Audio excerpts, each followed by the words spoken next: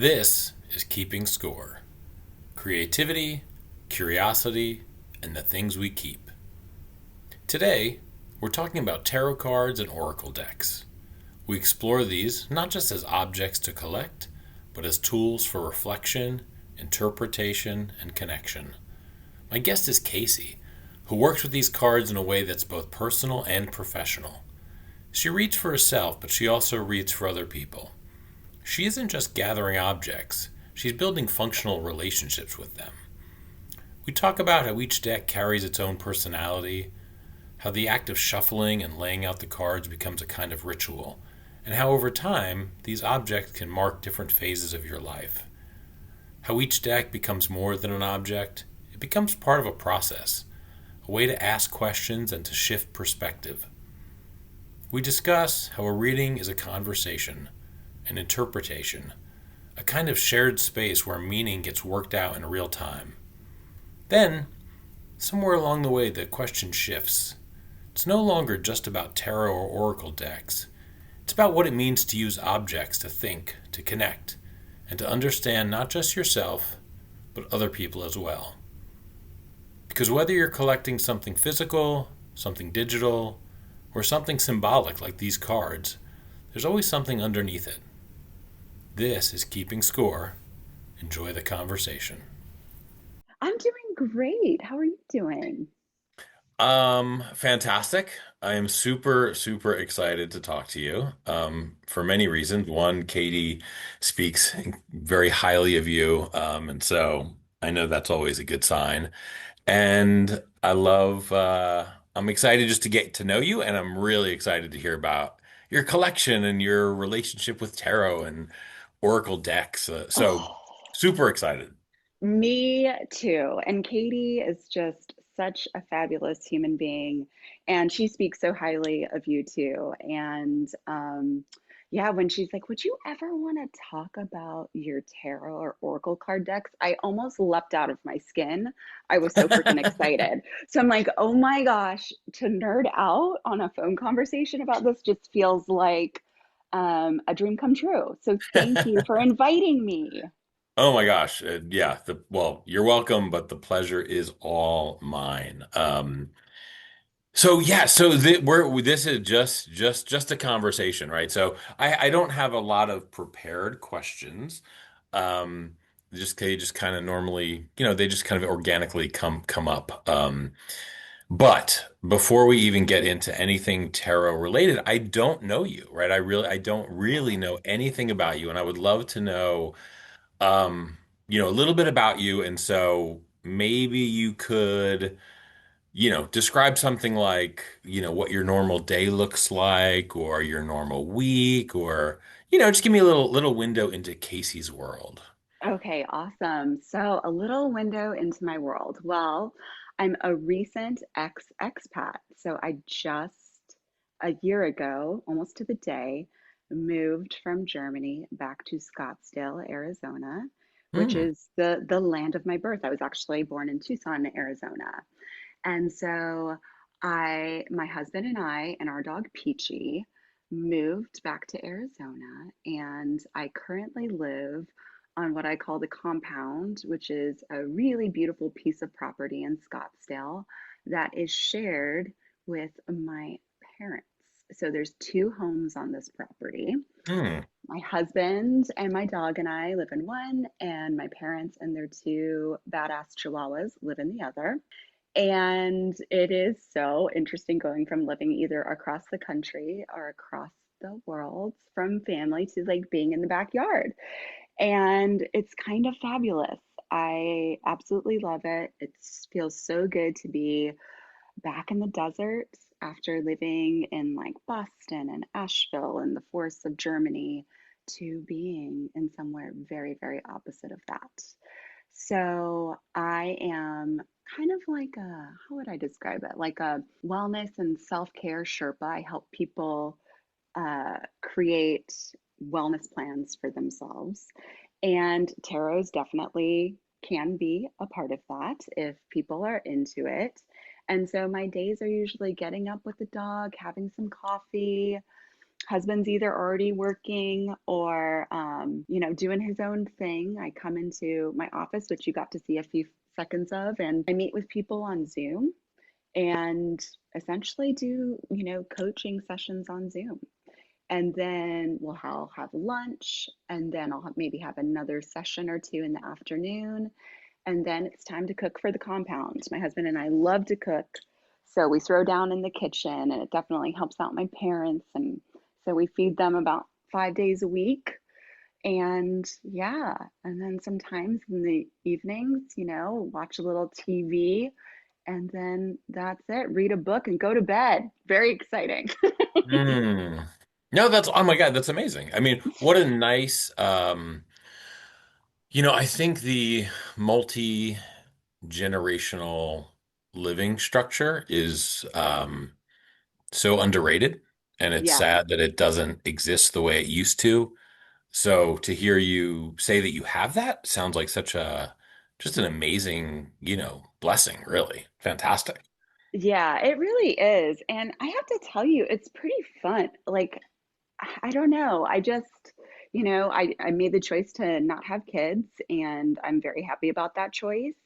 And I'm seeing now how that has like freed me up to be able to be of service to my parents. But like my parents are cool too. I should also like preface, like I have cool parents. They're not like busybodies. They're not anything like that. It's just we're sharing resources, we're helping each other out how and when we can. And it makes life feel more fulfilling, to be perfectly honest, to be able to share just everyday stuff. Yeah, it's really great. We love it. We're very happy about Mm. it. Oh, that's so cool. How long were you in Germany for? 8 years. Ah, okay. Hmm. Yeah. That's I lived in Korea for 5, so I know the feeling Oh, of sort of being away and all the well, actually, I mean for me, I don't know, you tell me about you, but for me it was almost all positive. I loved it. How about you? oh, that's great. I cannot say it's all positive. Okay. But living in Europe was fabulous. But living in Germany was a little bit more challenging. And we were also there during COVID, which they did COVID very, very, very differently than here. Mm, yeah. And so I think that kind of, broke the rose-colored glasses, we'll say.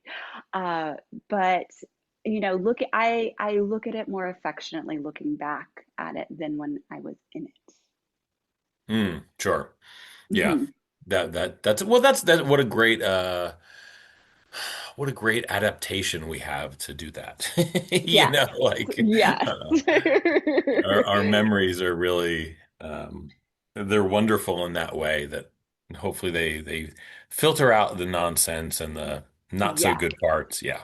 yes, Cool. absolutely. But being an expat was fabulous. Like being in Europe was Hmm. fabulous. Like there was many things, and it's enriched me and made me tougher, and I appreciate that. Okay. Made you Hmm. tougher. I like that. Yeah. Um, okay, so then you gave us a little window into your day. Seems kind of varied. So maybe Hmm. this is not exactly applicable, but is there any particular things that you spend most of your time thinking about? Oh my goodness. Well, there's always something that I spend a lot of time thinking about. I am very unapologetically ADHD, so sometimes it will depend on what I'm hyper focusing on. But deep dives are something that I truly enjoy. I am an investigator by heart, like just heart and soul. And so when I come across something interesting that may completely or partially pertain to something I'm working on, oh, you better believe I'm in the zone. Mm, But consistently, what I will say is, you know, tarot cards and oracle cards are one of those consistent since I was 15 years old. mm, Deep dives, deep loves, but yeah, I don't know. It's like tell me the day, and I'll tell you about three different things that my wheels mm. are turning on for sure. Okay. Um, Well, yeah. Well, tell us then about your. So 15, right? Hmm. Little Casey's 15, Yep. and how does tarot enter your life? What's the origin story there? Oh, this is a good one. So, and I might have been younger. How old are you how old are we when we're in like seventh grade? Doesn't matter. Seventh grade, we'll say. No, I I think had closer probably like 12, right? 12. Oh, I think. well then here we go. I think, right? Maybe. I don't Okay. know. Yeah. Well, I had this like cute little boyfriend when I was in seventh grade. He was the nicest kid, came from a great family, and I kind of lived in a neighborhood where everybody lived near each other. So everyone was like walking distance from each other. So I went over to my boyfriend's house at the time, and he had two older brothers. And one of his brothers was like in high school, right? And we all just idolized him. And one day we're just hanging out, and his brother brought out a tarot card deck. Hmm. And like, I should also set the scene like, this is the 90s, right? So we're all alternative rock, listening to Nirvana, like Jenko jeans, total grunge. So this is like right up my alley. Like, Hot Topic is the place that I'm going to in the mall. Like, that's my haven. And so tarot cards, I'd never had my cards pulled. I'd heard about them. And I'd actually heard about them through my grandfather on my dad's side, but I'd never really seen them in their entirety or did a reading. And so my boyfriend's older brother gave me what he called his like pet grounding rock to hold on to. And then he did a card pull. I don't even know the question I asked. I kind of wish I did. I'm sure it was something along the lines of, am I going to pass the test tomorrow or who knows what? And these cards came out and it was amazing. It felt magical. I had never experienced something like that. I'd never experienced like being able to ask a question and having these cards laid out in this way and what each card represented. And, in the moment in my seventh grade brain, I was just in awe of this and in awe of the person reading them. Like, wow, you just got so much insight and it was so easy. And I think, looking back again with that kind of like looking into the past, adult me kind of looks at that moment of like, I felt like pulling the cards was like a recognition of like how my brain works a little bit. I'm a very visual thinker. Hmm. And so it felt deeply resonant in that way. It felt comfortable and it was art. It was art that told me things about myself or about the world. And it just felt truly comforting and it felt truly like a very, very like integral piece of me felt validated in some way. Like I grew up in a culture that like everyone was an athlete. It's like, what sports are you in? That's what everyone wants to know. Like people even kind of don't care about how well you're doing in school. It's like, are you killing it on the soccer field? And so this card pull just was so radically different than everything I was experiencing in my life at such a formative time that I don't know, it sparked something in me that I haven't let go of yet, and I'm 43, so Wow. it's important. Yeah, it's Yeah, important I to mean me. that's amazing. I mean that well, I mean you're talking about the power of the cards, Hmm. but the fact that it was so um powerful and inspirational the first time you were exposed to it is really, really interesting. You talked about several different aspects of that. Was there one, was it the artwork, the symbolism, the person reading? I mean, can you identify Hmm. one of those that you think was more important than the other, or was it just sort of the total package of this thing that you were being exposed to? Oh, good question. I would say if I were to drill down to kind of one facet that stood out the most was its ability to regulate my anxiety. I have always been an anxious person, especially when I was a kid. I just couldn't get a hold of it. I couldn't get reins on it.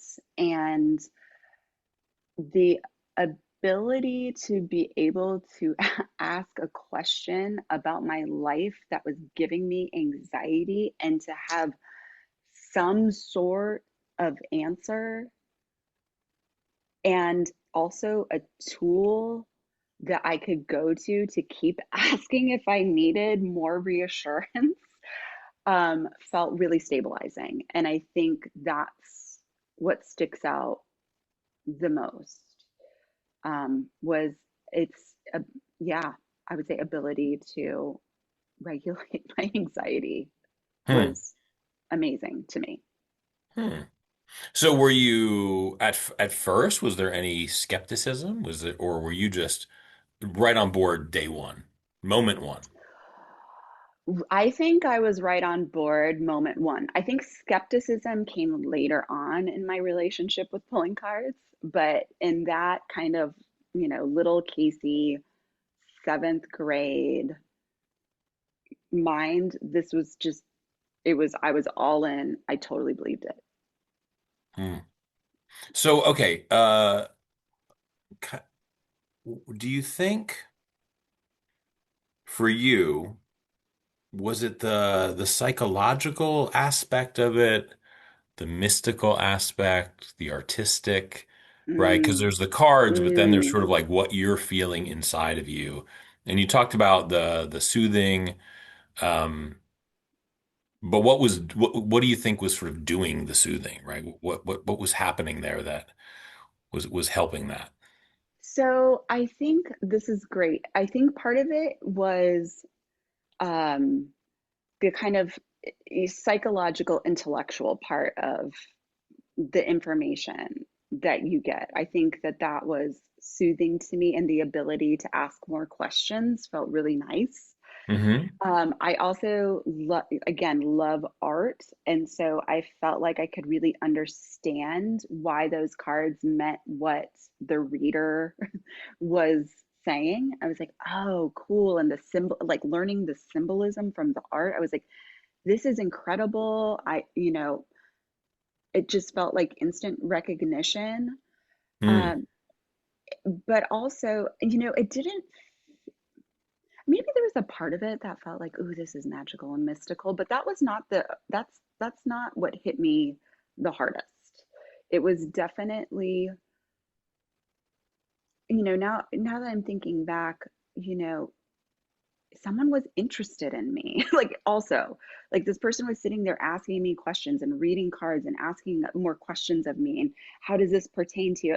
I mean, some of that magic was in the person that I was in discourse with, that I Hmm. was speaking with. And it was like, wow, like, this is getting deeper than what most people get from me, and Hmm. asking deeper questions about me and revealing deeper things about me. Like, information was coming out of me in that conversation that, I might have briefly thought about, but taking the time to actually talk about it was just um, totally novel, a totally novel experience for me. Hmm.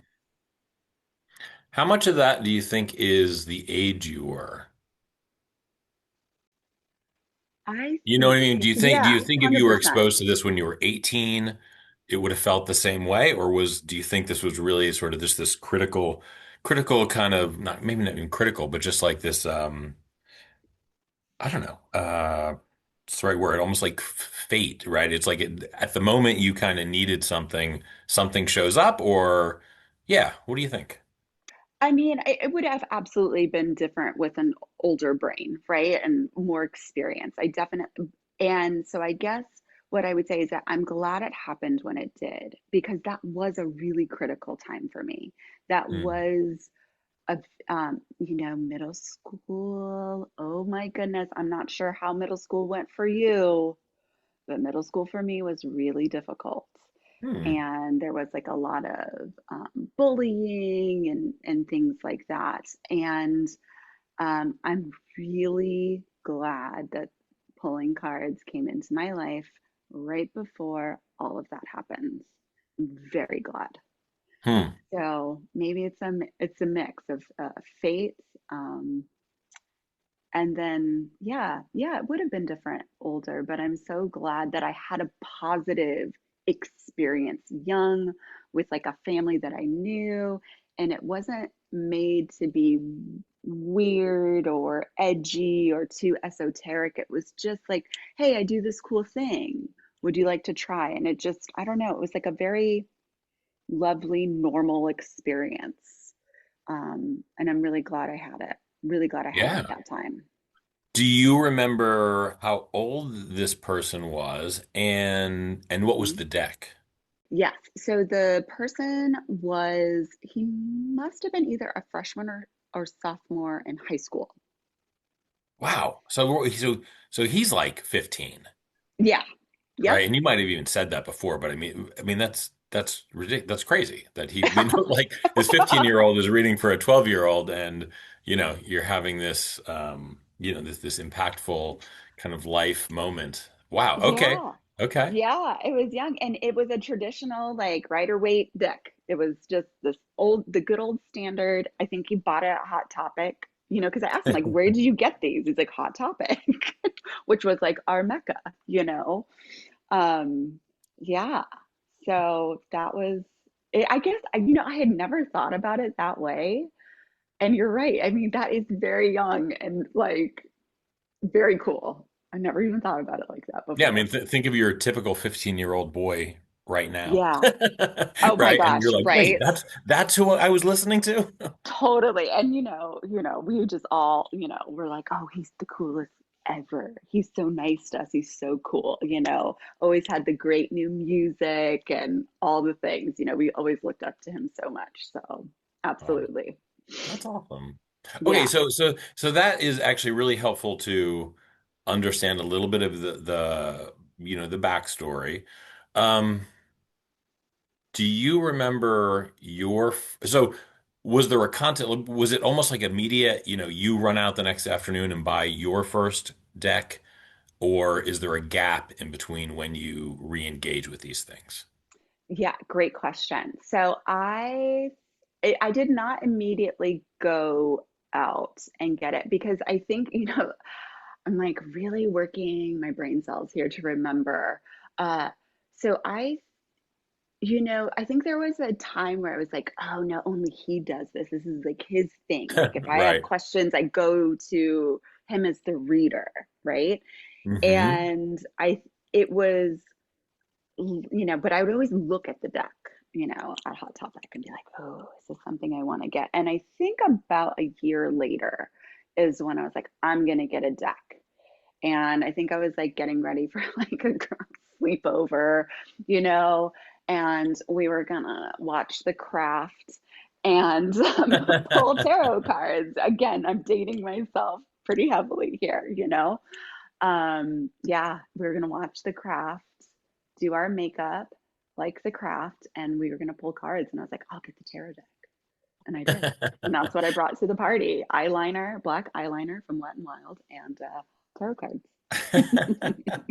From Wet and Wild, nice. Man, you were a mall girl. I mean, is this my Oh yeah. Oh yeah. yeah. Definitely. Uh, Yes, And yes. and where are we at this point? Where in the world are we located? We are in Tucson, Arizona. Like back then, this is where you grew up. Yep. Mm-hmm. Okay, so Yep. Tucson, Arizona, going to the mall, Yes. buying your makeup, Yes. getting your occult, on. Okay, I like Absolutely. it. I like Yes. it. And so that first deck was a rider weight Yes. deck. Okay. Yep. Okay, cool. Exactly. Do you still Hmm. have it? Oh gosh, what's sad is that I don't. I have one, but not that one. I think I Okay. gave that deck, oh, I think I gave that deck away to a friend that was having a really tough time. And I was like, here, Hmm. use these. And that is something that I do. I gift decks all the time to people where I'm like, ooh, this deck, this is the perfect deck for you.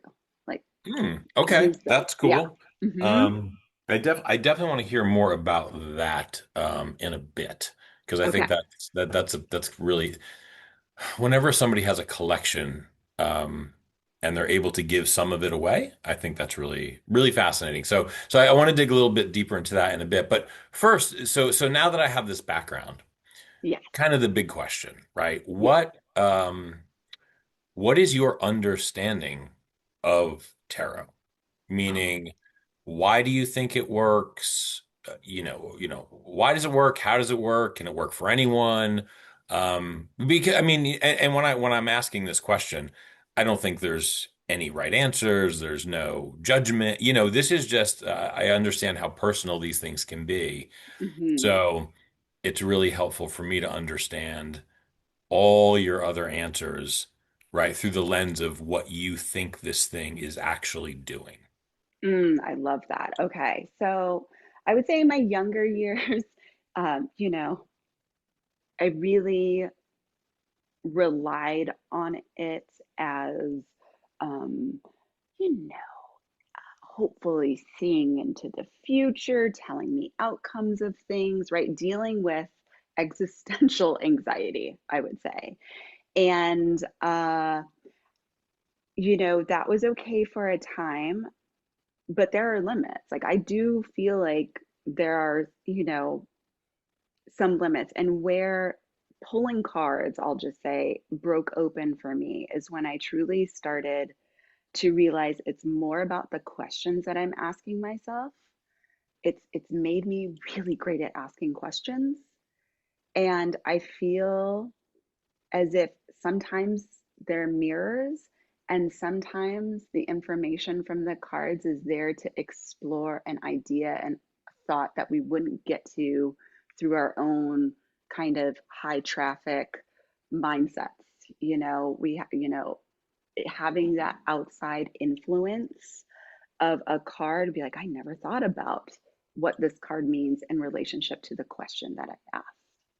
And so I use it now almost as, yeah, a mirror to myself, and so that I can understand where I'm even coming from when I'm confused.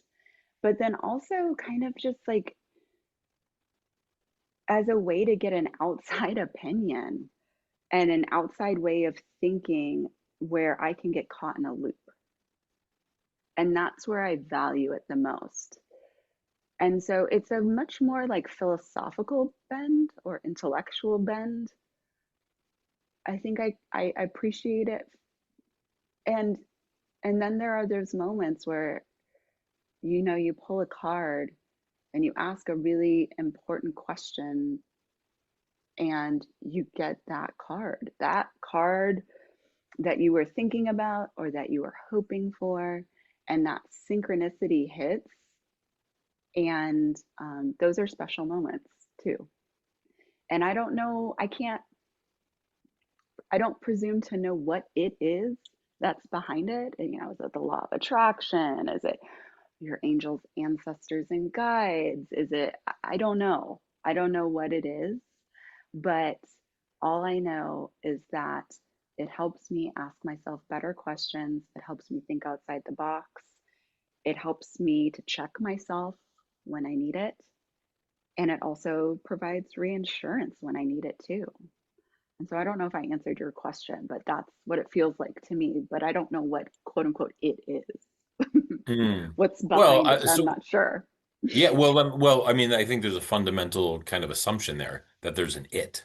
Is Right. that a fair assessment? Like, Yes. you're not sure what it is, but it is there. There's something outside of you and outside of the deck that is influencing what's happening.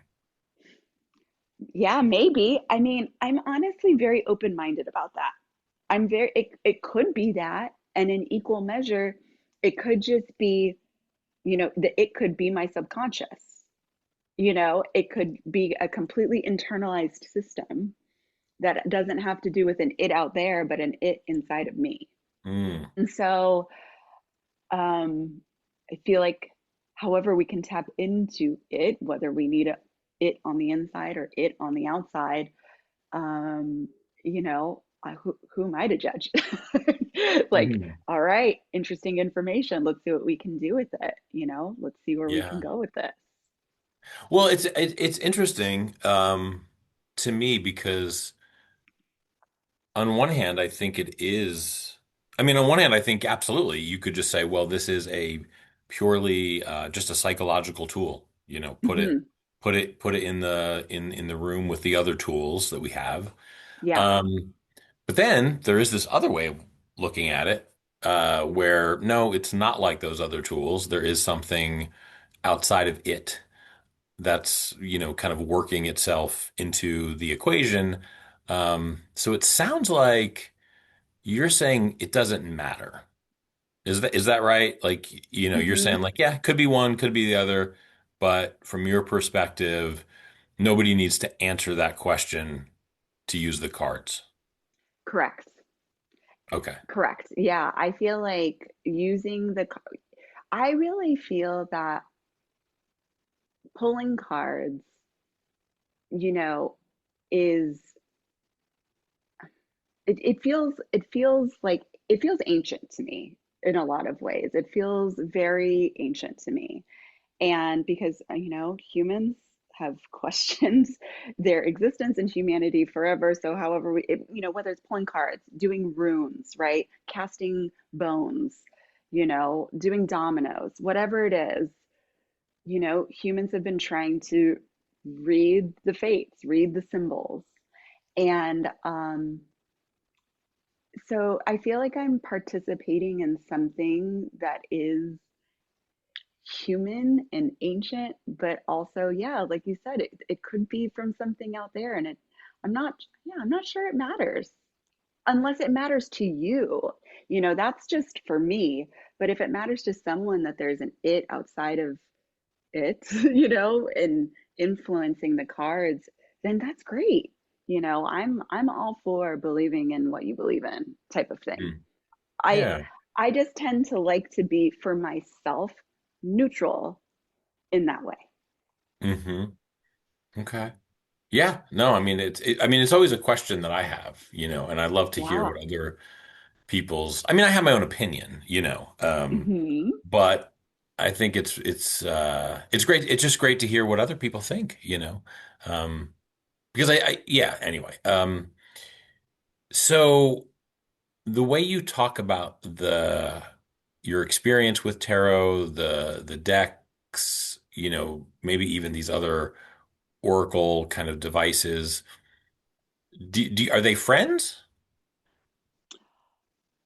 Yeah. I mean, it's so interesting because I have like my drawers pulled out so I can see all of my decks right now, or at least the ones that are in my office, which I'm looking kind of like at about, I would say about 60 decks that are just in here. And they're like friends, but they're also a little bit like a time capsule because Hmm I'm like, oh yeah, I got that deck when I was going through XYZ. And I really wanted a deck that kind of, spoke to these types of themes. Or I like, oh, I was really in my sacred feminine moment. So there's a goddess deck. Or, oh, I was in, like, I'm looking at a deck right now. I was in a Paris flea market and I found all of these old, vintage antique decks. And I got a few Wow. of them, And so they're friends, they're a part of my habitat, like I do feel like they have a consciousness in the way that like somebody made these. Somebody Mhm. took their time and made the symbols and wrote the book and came up with the ways. Like they're just, yeah, they're like this choose your own adventure, lovely mix of words and symbols that feel, I don't know, deeply comforting and inspiring and sometimes frustrating. So yes, Right. they're much like friends, or maybe even family. Let's put maybe it's family. Oh, that's interesting. Well, I mean, what a great way to interact with these things that you have, right? To think of them as friends and family. Yeah. So okay, so you mentioned so just generally, how many decks do you think you have? I think I have probably right around 75. Okay. Wow, that's a lot. I'm like, oh my gosh, I can't believe that. But I can believe it because I have them. They're here. And I've Yeah. moved them across the world twice. Well, So you can never have enough friends, right? I mean, this is true. This is yeah. very true. So then do you consider yourself a collector? You know, I Or, that's when a you look at them, right, is it collecting? Is it no, I'm a practitioner? Like what is it? What label might you put on yourself? I love that. I'm definitely a practitioner. I mean, Hmm. I feel that I am that. I use these in my work all the time. I use them on myself all the time. Uh, I never thought of them as a collection. I'm not even kidding until Katie mentioned this podcast. She's like, "You collect hair?" And I was like, "I never thought of it that way. It never occurred to me that I was collecting them. It was just like, oh, here's the set of tools. I never thought of them as a whole. I thought of them as each one like a toolbox, right? You open up like I need Hmm. this screwdriver for this thing. That's how I thought of them kind of in a singular sense. Hmm. But now that it has been brought to my attention that this is also a collection, um, yeah, it's kind of fun. I feel great about that. I feel like, Uh, oh, this is a cool thing to collect. If I'm going to collect things, this feels great. It's not like, soda cans in my backyard. It's like tarot cards that are neatly organized in some areas. And yeah, I go to them often. yeah. No, that's awesome. I love that you are happy with that observation, that a friend made, and then you're like, oh yeah, okay. Yeah. Because okay, so what then does the word collector mean to you? Or, when you hear the word collector, what do you think about? Okay, this is a great.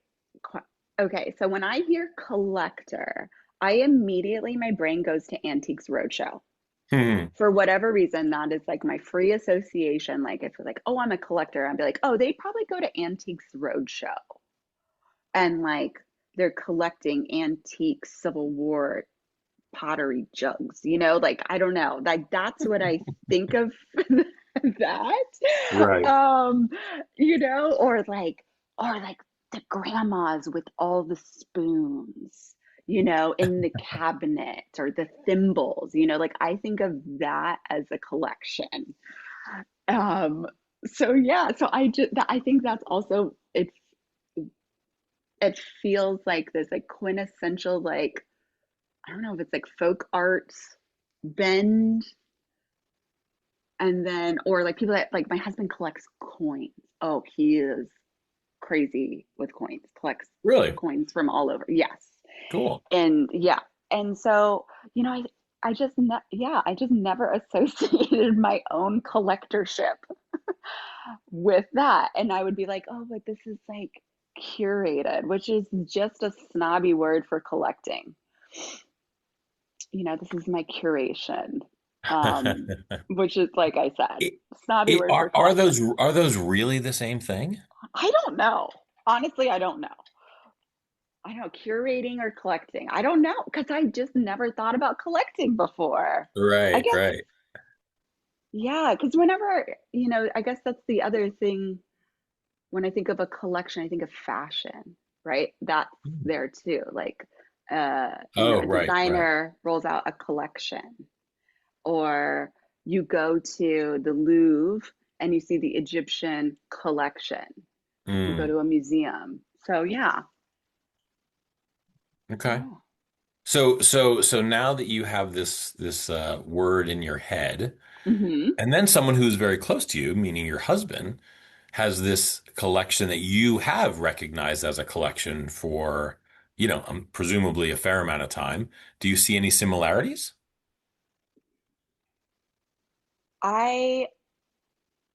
see, oh, that's a great question. I don't know if I see similarities. I maybe see differences, but that might not be so fair on his behalf. Um, so here's the differences that I see. Like his coins are put away and like they're in a box and they're like stowed away in a box. Like for me, I'm always in my cards. So they feel like I was using a plate or a cup or a bowl. You know what I mean? It's like Hmm. it feels that utilitarian. Okay. And so maybe I think collections mean that they're like put away and you don't touch them or something. You don't interact with them regularly. Yeah. Yeah, that's interesting. I keep that's a common um theme that keeps coming up, or a common question. This idea of utility.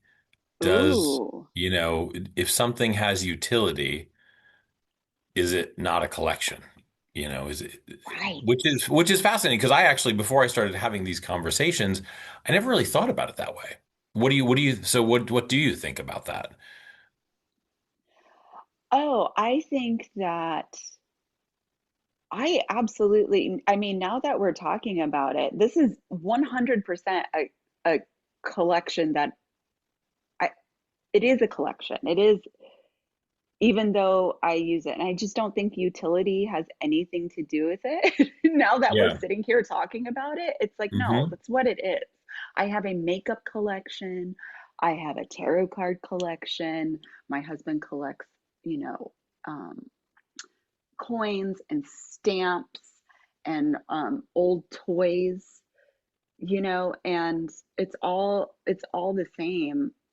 I just wonder if here's my question. The people that use their collections, do they all consider them collections or not? Yeah, people definitely don't, not all people use their collection, right? Right. Not in the way that, you're not in the way you're saying these things are tools for you. Right. Um, so I think that stands out to me, but what's very interesting is you've described these things as like family. So I Yes. wonder, does your husband think of these coins as family? No, he thinks of them as an investment. Okay, that's fair.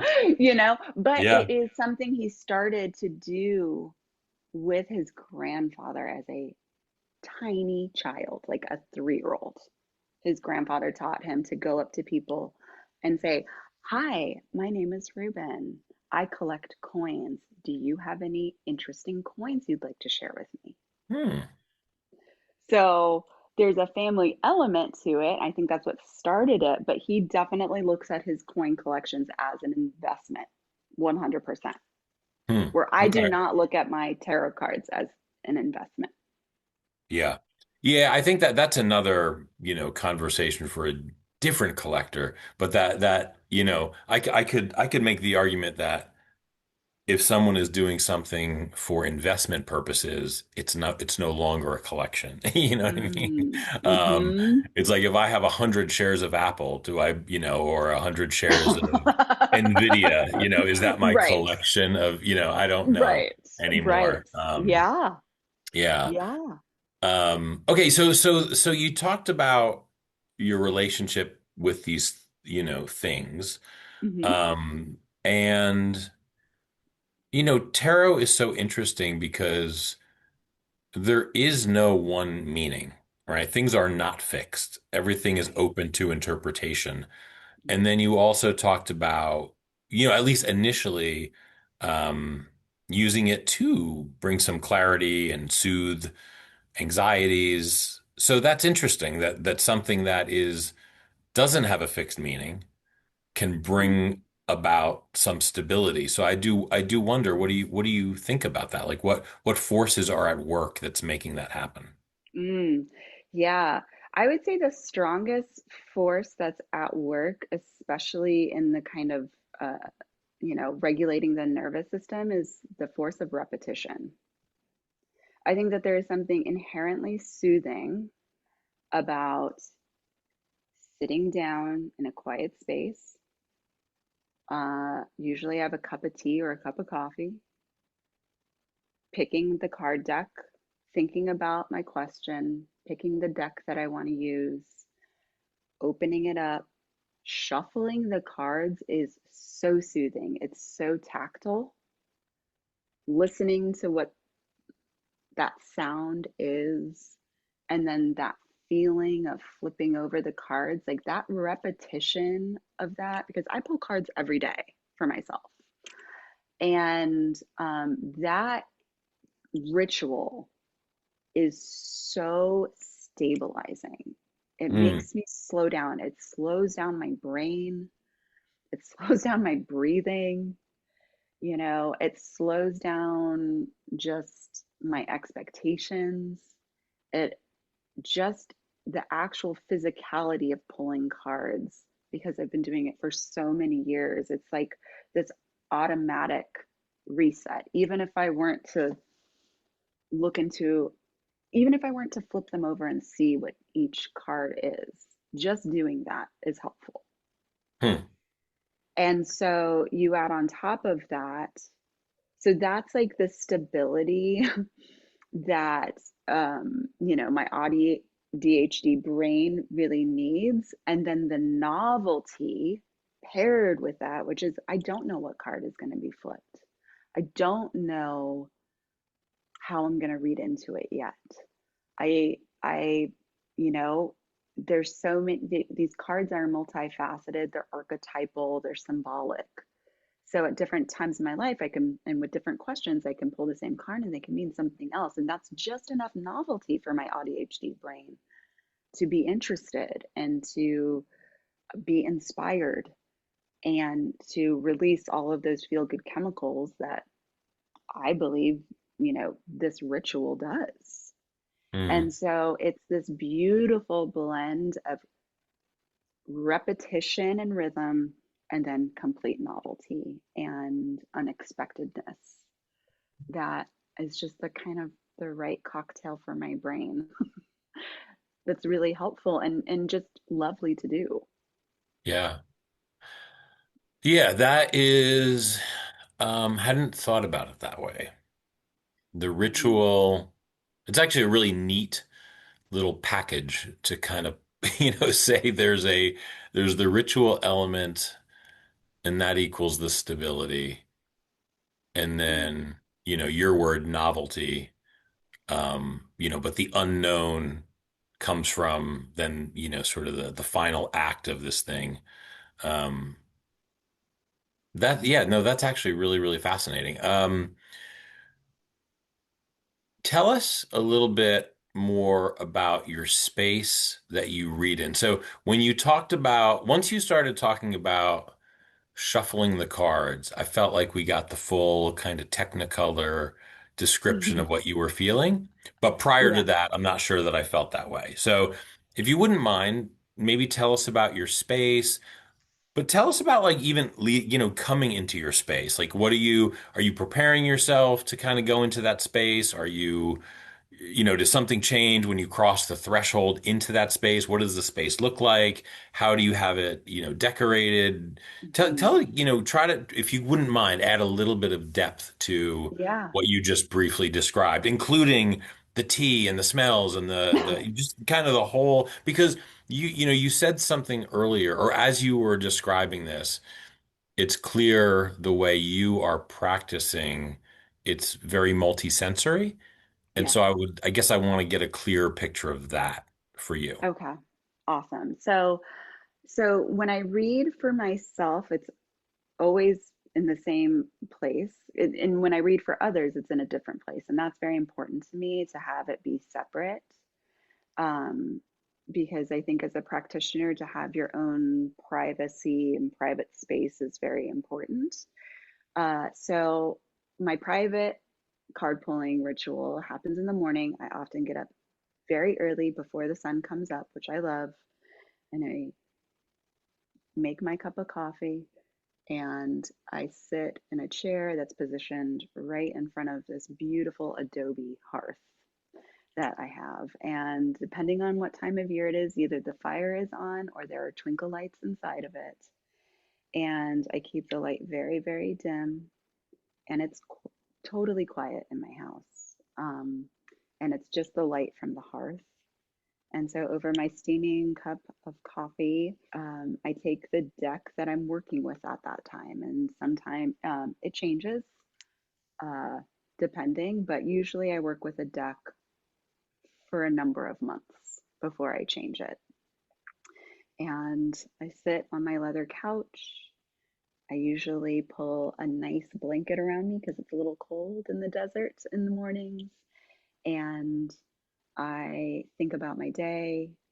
I think about, what did I wake up thinking about? And as a way to clear my mind, I kind of I kind of rehearse through what is it that I'm thinking? What did I go to bed thinking about? What did I wake up thinking about? And usually that's a pretty good indicator that that's what I'm going to pull cards on. And so I'll take out my card deck, put them in my hands. I usually take a moment to just hold the cards close to my heart, take a few breaths. I do kind of do I mean, if you could call it a prayer, it's more of a meditation, um, to ground my energy, to relax into my body. And then I start shuffling the cards. And depending on what I've been thinking about, I'll ask a question and start with that first card. And I really do like to use the guidebooks when I'm reading for myself because I want to see inside the guidebook like what word sparkles, what sentence catches my eye, like what in this writing is maybe even associated to a symbol on the card that like my eye is drawn to. It's like really about like what am I magnetizing towards? What do I feel pulled towards? And I'll take that information and usually ask another question. And so I usually do about, on average, 3 questions. Um, and I just use that as contemplative time. And I look at the art on its own, see how the cards could almost create a sentence. It's fun to look at the cards one at a time, but it's also fun to say, like, well, if this was a complete sentence, beginning, middle, and end, what would it be saying to me? Hmm. And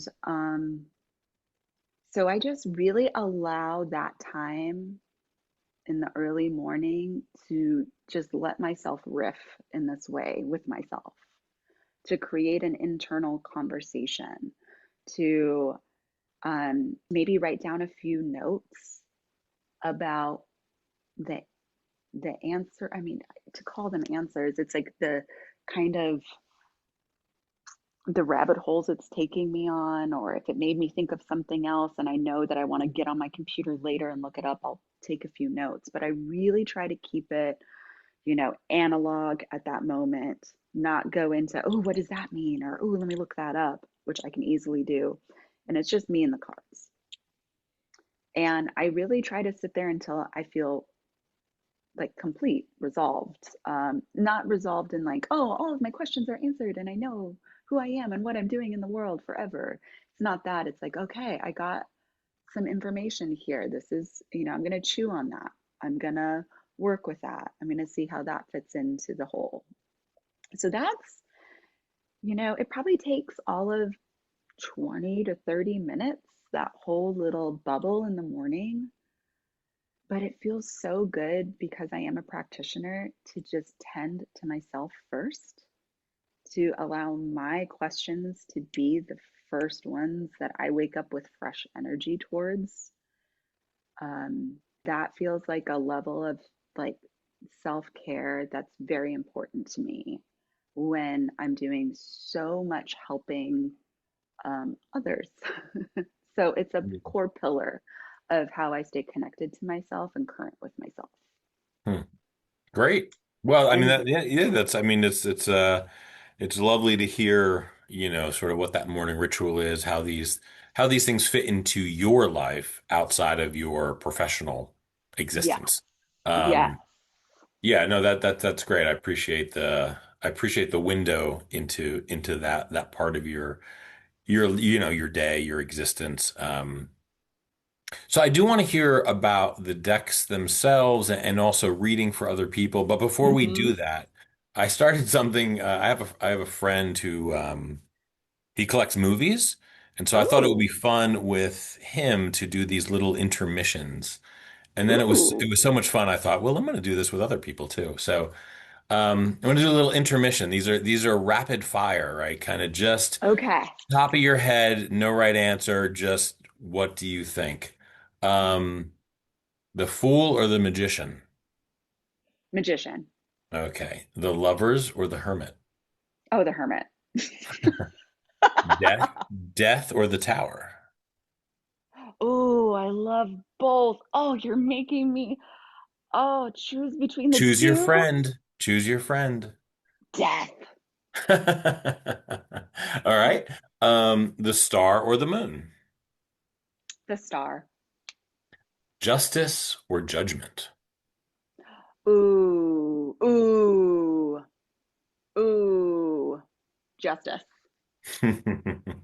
Two more. The Empress or the High Priestess? Empress. Last one. Strength or the Devil? Oh, these are so good. Oh, that's hard. Oh, I'm going with the devil. I would have answered that differently as a younger person. The devil. Fantastic. Okay, so now, That was so fun. well, we'll do a few more of those. Okay. I do love to kind of pop them in every once in a while. Um, so about your decks. Hmm. So I'm assuming, or I don't want to assume anything, but tell me, do your decks have individual personalities, or is it like, no, no? Do they have different personalities like your friends have personalities? And so when you reach for a specific deck, it's like, well, I need to almost like engage with so and so because they're light and fun, as opposed to, a different day you might speak with someone who's more introspective and, kind of intense. Or is it like looking in a toolbox and you say, well, no, I need the Phillips head screwdriver as opposed to the wrench? It's definitely like friends. Yeah, it's absolutely like, okay, this situation's going on in my life or this person's life. Do they, and is this the type of person that needs a little cream and sugar with their coffee? I'm going to go with these decks. And if somebody's like, no, I want to go all in, I want to, give me the tough love. I'm like, all right, you want the Mm. hammer? We're bringing the hammer type of thing. So it's absolutely like their little personalities because they were created by a personality, you know? And so they have them. They absolutely have them, and I love to choose them. Now, I have a few consistent decks that I really lean into, but on the whole, And what are those, if you don't mind me asking? yeah. So for reading for other people, I'm really have used for probably, oh gosh, 8 years, the Archetypes deck by Kim Kranz, and that is an Oracle deck. And she has like the Wild Unknown series. And the Archetypes deck I use probably more than any other when I'm reading for other people.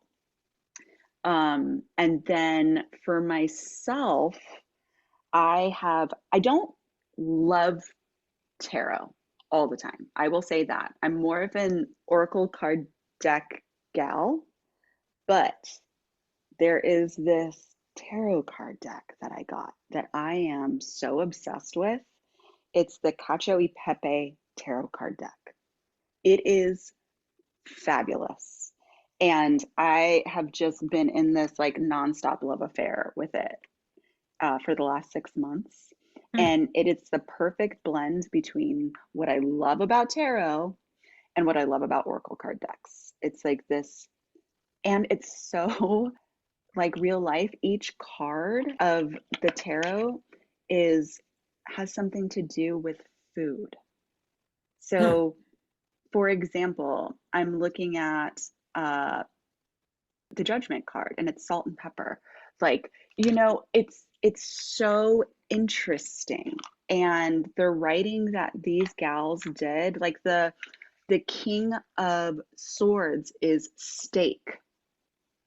And it's so weird. It's avant-garde, but what they write about is so fabulous. I just love it. It's quirky, it's cool, and it's well written. So, Hmm. highly recommend. Highly recommend Cacio e Pepe Tarot. And I'm a foodie, so it just like, like there are just some decks where I'm like, oh my gosh, this is everything I love about the world. And that's one of them. Okay. All right. So explain the difference as you understand it between tarot decks and oracle decks. So the difference as I understand it is that well, depending on what tarot deck, like there's like the Rider Waite tarot deck, there's the Thoth tarot decks, there's the Egyptian tarot deck, the Marseille tarot decks. So those have like a standardized um, set of symbols and cards that have numbers, that have the, major arcana and the minor arcana. And so although some artists, bring their own artistry to those decks, it's a standardized deck, just much like a regular deck of cards that you would play blackjack with. Um, and that's wonderful. Again, that's one of those like repetition ritual things. It's like you never know what you're going to pull, but it's going to be the major and minor arcana. It's going to be in there, right? The archetypes, and then the cups and the wands and the pentacles and the swords. So so I like tarot for that for sure. Um, but I really like oracle decks, and I think it's because it is all from the personality of the person writing it. It has less of that structure. Some of them do have a structure, but it's a kind of a radical creation of the artist's mind. And I find that for me, the oracle card decks have been kind of that like that clutch friend in that specific way that has been really helpful for me. Like it's niche. It's niche. That's the word I'm looking for. Where tarot for me is a little bit like more universal and structured. Hmm. And again, there's a time for that. But sometimes I like a really weird niche deck to just break out of my mental rigidity and routines, because I can be the type of person that like when I'm pulling, cards and it's like, okay, there's the tower or there, it's like I can sometimes get in a rut of reading it one way. And so when I go to these oracle decks, they don't have that. I don't come in with as many assumptions or as many expectations or whatnot. And it breaks up my mental rigidity. And I also learn from the oracle decks about tarot too. It's like, oh, well, this is talking about, it's a similar symbolism, but they're talking about it in a different way. So it kind of adds to my mental library Mm-hmm. of possible interpretations of a standardized Rider Waite deck. Hmm. And I like that. I like Yeah. getting some freshness in there. For me, that's an important part of the process. So I don't get too rigid, which is something that just for me, I have to watch out for. Okay. Yeah. I mean, know yourself, right? That's Mhm. helpful. No, I mean, perspective. I mean, I would agree. You said this really early in the conversation, but the idea that tarot or oracle decks helps to give you a shift in perspective, and whether you um, kind of absorb that or use that as a different personal perspective or a perspective of an outsider. I mean, irrelevant really, but it's a different perspective. And Yeah. so that's really, it's interesting to hear that that's something that you relate to in a single deck, but also, as a collection. So Hmm. it sounds like something important to you, right? And then to hear you make that comment right there says, "Oh, okay, right." You're starting to see a very um, interesting chain, kind of being formed there. Um, Hmm. so I did something fun actually along those lines. In preparation of this episode, I did a few like one card pulls, and Ooh. and you can tell me what you think. Um, and I just used the Rider weight deck. Okay. Um, and so the first one, I was sort of asking the question, what do I need to learn from this episode? And I pulled the Justice card right side Ooh. up. Ooh. Yeah. So what do you think? Interesting. I had a feeling about it, but what do you any don't want to put you on the spot, No, but that's okay. That's okay. I think that's indicating exactly what we were just talking about. It's like um I think that well, now it's coming into something a little bit different, but um doing, I mean, I keep hearing doing the cards justice, like doing justice to this cool thing that people could possibly be very uncomfortable about, and having like yeah. a really great philosophical, intellectual, slightly mystical conversation that like does the decks justice. That's what's coming in right now. And I kind of love that because I think that, through, I mean, throughout the ages, people that have pulled cards have not always been looked that kindly upon. It's Yeah. not, it's not always the thing, right? I mean, in certain times you could be imprisoned or killed for it or put in an insane asylum. I mean, there's all of that, but doing them their justice, like talking about them in a way that's very much intellectual as well as, intuitive or magical is, I think it does do it justice. It balances things. It's a and it creates balance for people as well. It does do that. At least I think Hmm. so. Yeah.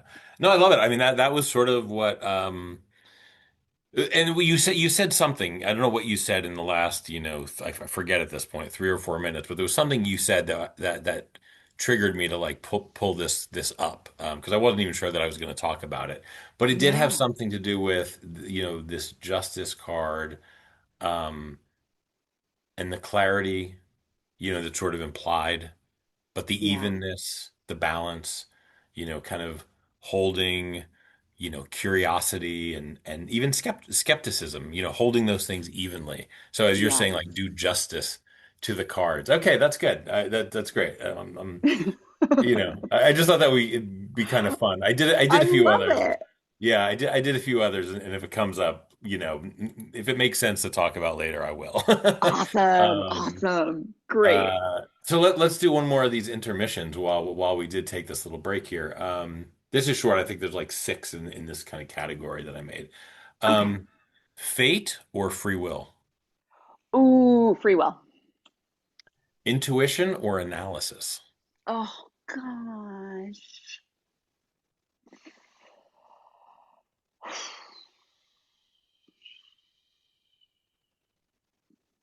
Mm, this one's hard. Just what This floats one's to the surface. What's the analysis. All right. Analysis. Yeah. Interesting. Okay. Hmm.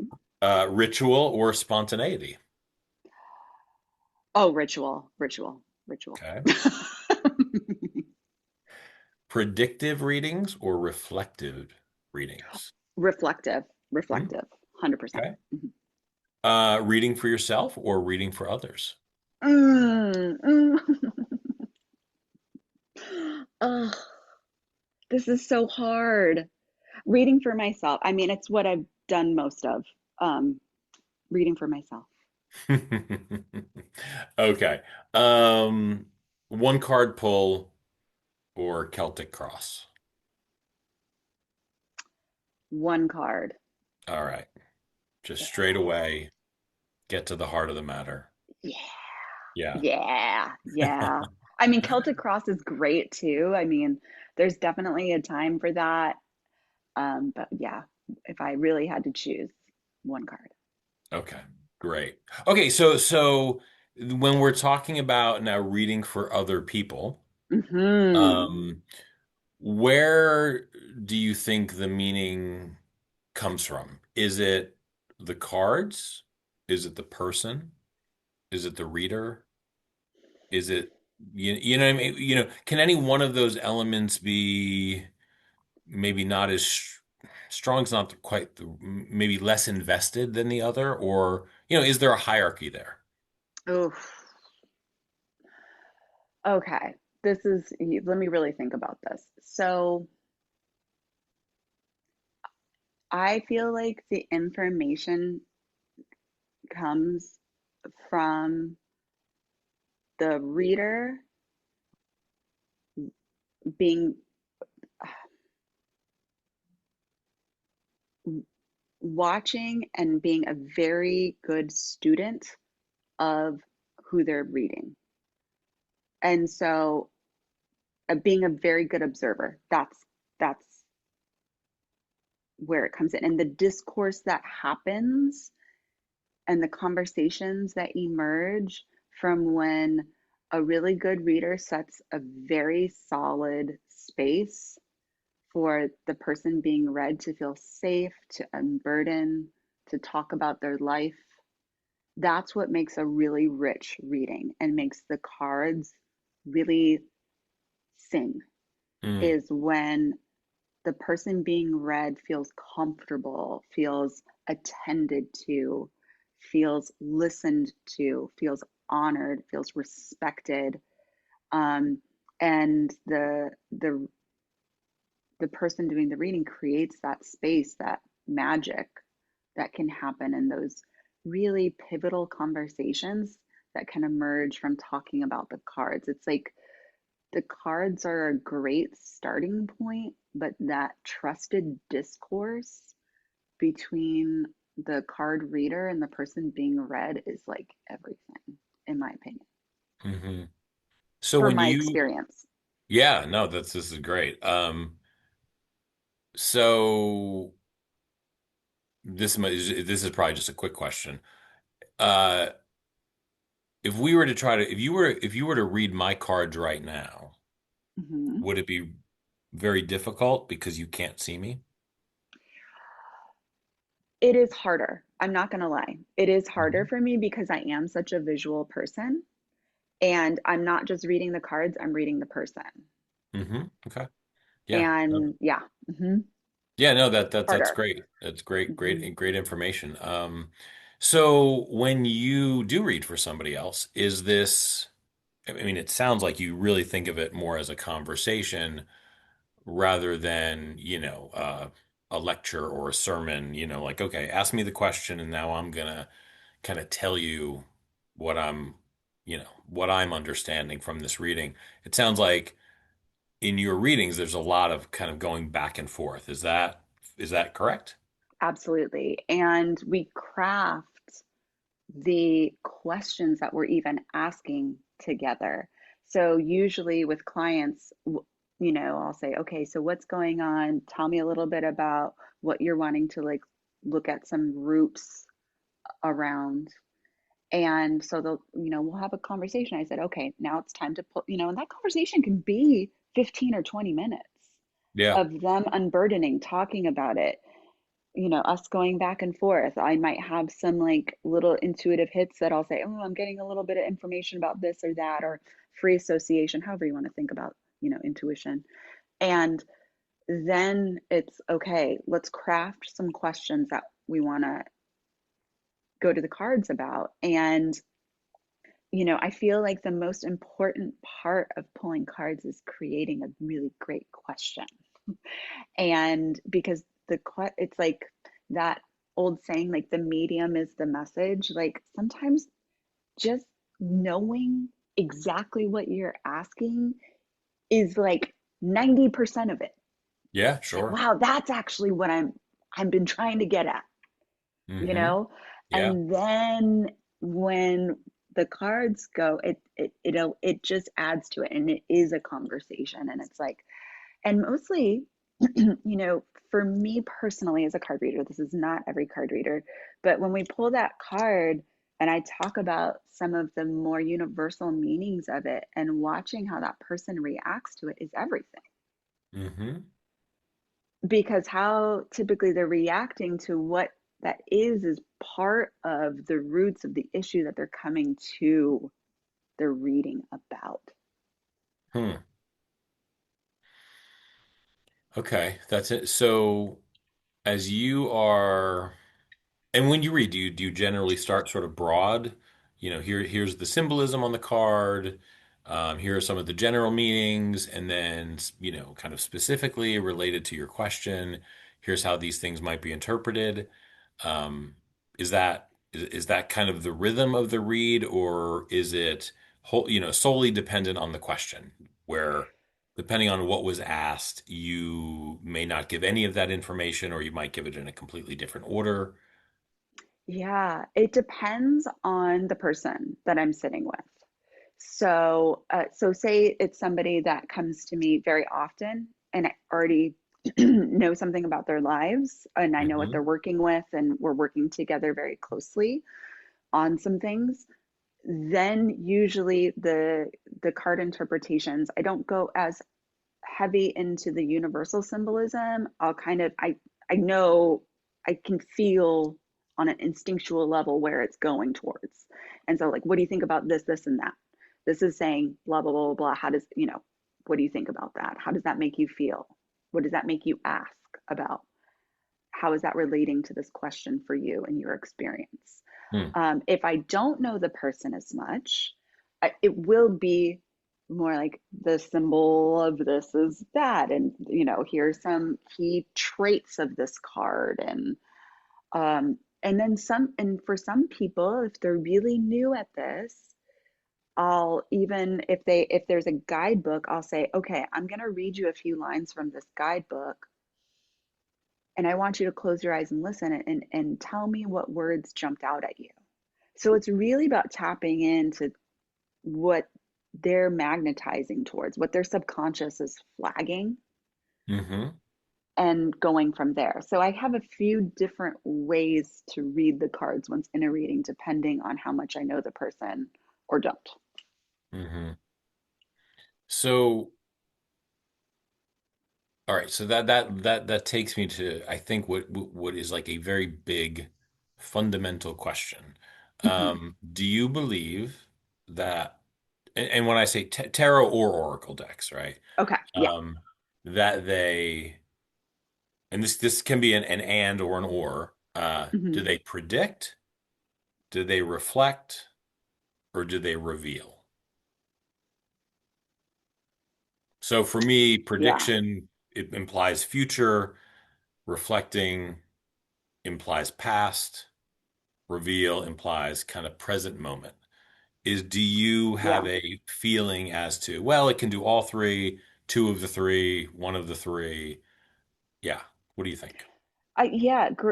Great question. I feel like it can do any of the three, but where I feel like it's the strongest is revealing. Okay. And I think that it's in service the most because I am more of a free will type of person. Um, I feel like that revelatory experience, whether you're revealing something new to yourself or about your environment, about a situation, that is deeply transformative for people and can be deeply Hmm. transformative for people. Hmm. Is there, so there's two things that I'm that brings up in my brain. Um, the way you're describing this seems very therapeutic. Mhm. So is the word therapy a word that's comfortable to you, or is it kind of an uncomfortable? feeling or area that you're like you don't really want to drift into? Oh no, I love the therapeutic aspect of everything. So I've been a master Pilates instructor and therapeutic and restoration for 22 years. I am a makeup artist that does reconstructive makeup for burn survivors and cancer patients and people with cranial facial afflictions. So I use a therapeutic way to do makeup, a therapeutic way to do movement. And Mm. so the cards are no different. Like absolutely therapeutic, and I that is a wheelhouse I feel great being in. Cool. So if someone Yeah, said, I have my cards or Oracle deck read frequently, and I feel like it's therapy for me. You feel good about that. I do. I Yeah. do. As long as Okay. everyone knows, like, I'm not a therapist. Like, Right. No, no, always no. like, I like to be out there and be like, I'm not a therapist. But if that feels like therapy, restorative, all of that, I think that's great because that's how it feels to me. That's how these cards feel to me. Yeah.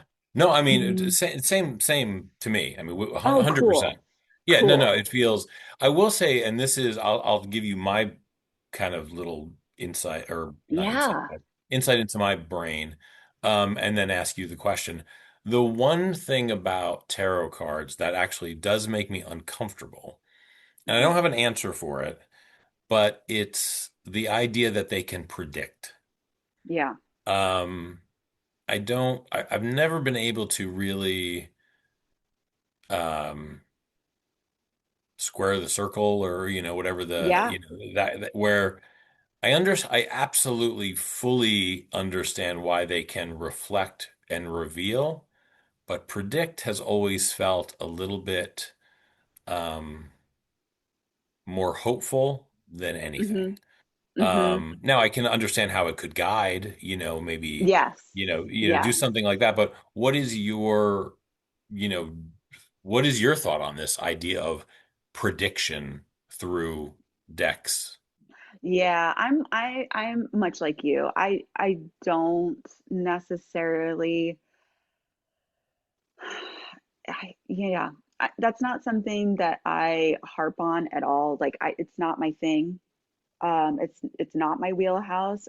But I do agree with you. Maybe it's like inspirational. Like, you know, it can be inspirational. It's like who's to know what plants that seed out there in the distance for someone to create a different future?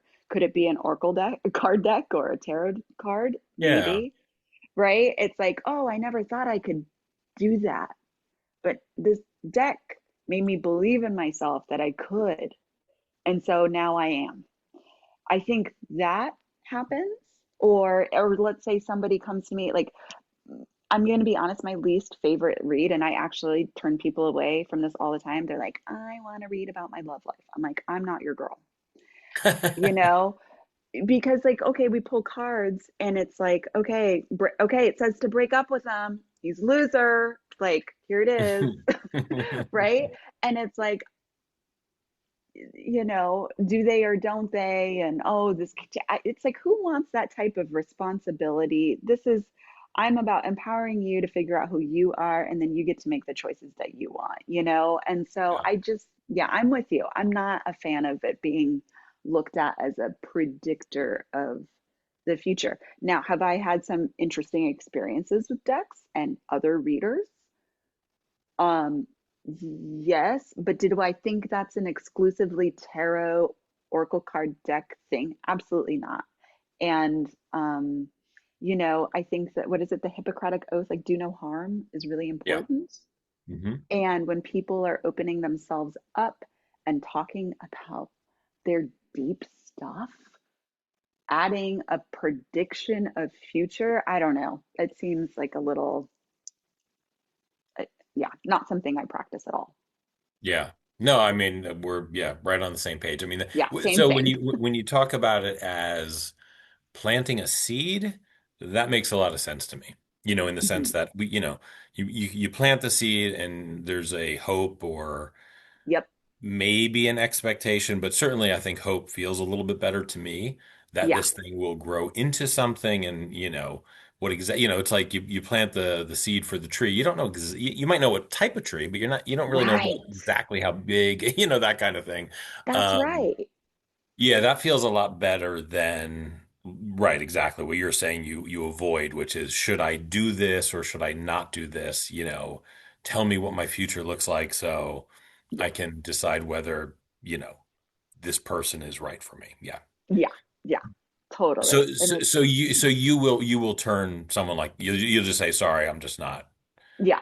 Yeah, okay. Oh yeah. If I hear anything like soulmate, twin flame, all those keywords, I'm like, I'm not your I'm not your reader. Because Hmm. I'm always like relationship with yourself, because that's what you can do anything about. Yeah, yeah, no, absolutely. Yeah. So along those lines, are there any other whether it's I don't know, have you had experiences and I don't mean about the person, I guess. I'm really about you. Kind of uncomfortable readings, uncomfortable pulled cards, moments where you go, "Oh, wow, that's not." Yeah. Yeah, I mean, does and if it's happened, how frequently Mhm. does it happen to you? Mm.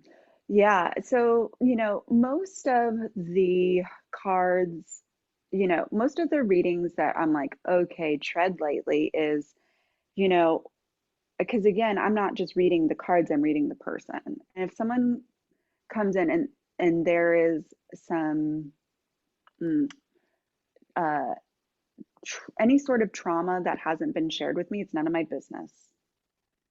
And um, you know, they come in for a reading and some cards, they ask about something in their life and, certain cards come up and it's like, okay, I know we're getting into some areas that could be potentially triggering. I will use my um I guess I you know, I will decide how I want to approach that Hmm. very tenderly and with a lot Yeah. of respect, because I don't think that it's like, if they're not going to tell me about those things, those cards don't need, I don't need to talk about those facets of it in the cards that I'm reading. How about that? Yeah. Okay. Right? Because I'm Yeah. not like a nosy reader, you know? And Right. so now if, I'll get like theme adjacent. And if they decide that they feel comfortable and want to talk about certain things, then that's fine. But if not, I'll give just enough information that they can like put in their pocket and think about on their own and work on Mhm. their own privately. Yeah. Because some things are meant to be private, even in our Yeah, no. reading, even in a reading. Yeah, no, absolutely. I mean, Hmm. that's interesting in the sense that you kind of take the information that they share up front, Hmm. move forward with that, have a conversation, but not a nosy conversation. Like take what's offered and don't sort of dig, uh, especially when it Right. feels, again, kind of this into we all, or many of us anyway, hopefully have some intuition as to, Yes. especially like you said, if you can see the person and you can kind of see their body language and their facial expressions and Yep. okay, we're getting into uncomfortable territory. Okay, that's Yeah. yeah, no, that's really really helpful And to that's where understand. I would like lean into reflection rather than revealing. That's Mm, right. That's that subtlety. It's like, yeah, okay, no, we're just going to use this as a little bit of reflection, not revealing anything that they don't want to reveal. yeah. So this is, and you do not have to answer this question. Okay. If you're just Okay. like, no, I don't. Well, A, I've never even thought about it, or B, no, that's so. Let's face it. When people start to talk about tarot cards and oracle Mhm. decks and sort of any other, I don't know, occult like Yeah. divination, sort of practice Hmm. process, um, there is this implication that the person who's doing it has a level of understanding that others don't. Mm. And so, do you think of it that way? And if so, you know what I mean? Like, Hmm. I don't want to just come out and say like, do you think you are, like, Yeah. I don't mean it so directly, or maybe I do. What do you think about that? Like, have you ever, Yeah. maybe the better question is, have you ever questioned your ability to do this well? Oh, all the time. I think it's very natural to question your ability to do anything well. I think you should question your ability to do anything, Hmm. right? Like, I think that that's like a really important part of the self-discovery process. Um, and yeah, so I question that. And if I find my, when, I mean, it's not often anymore because I've had so much experience. I'm really leaning into my breadth of experience working with clients for 23 years. And so, patterns emerge and I trust pattern recognition, right? But as to the other, kind of facets of what I think that you're kind of questioning about, like intuition and, you know, psychic, I don't think I have a level of understanding that's more than others, but I do feel that I have maybe some different perception mechanisms or some heightened perception mechanisms that maybe not everyone is tuning into. Hmm. And I don't, the world views them as esoteric, but I think it's a part of our evolution and biology. Yeah. Mirror neurons are a thing. you know um I've been a body worker for 23 years as well, so there's like, we know there's energy exchange. I've had some pretty incredible things happen to me, you know that's more esoteric, but I don't use that as like um my shingle, and I don't use that, it's almost like my shingle is science and therapeutics and help, but sometimes I deliver with the intuition. Things come Hmm. through. Work with Yeah. people long enough, patterns Hmm. are there. Yeah. And so yeah, that has been a more tenuous thing for me to talk, to come out and talk about, which I'm happy to do. Um, it's like people love that and they want somebody who's a reader that's highly intuitive and no, has insight into other places that they might have blind spots. I think that's a natural human thing to want. Hmm. Um, and also, I really don't want to mislead anyone or pretend like I have all the answers because I certainly don't. I'm a human like everyone else, you know, warts and all. And yeah, I don't know if that answered your question, but I'm No, hoping it it did. does. No, absolutely. Well, I think the reason I asked it is, um, I'm very leery. First of all, I didn't open with this question, right? Because Yeah. I didn't know you, right? So it took, 90 minutes to be like, well, I think I could probably ask that question because I think I kind of know the answer, right? Yeah. Because let's face it, I mean, not face it. I am skeptical of Hmm. somebody who is, selling the whole kind of stereotypical, I'm a seer. Yeah. Like Yeah. I am connected to the, the unseen forces of the universe in ways that nobody else, it's like, Right. okay, Right. stop. Like but some people, I don't know. I mean, I imagine that some people are sincere when they say that. Sure.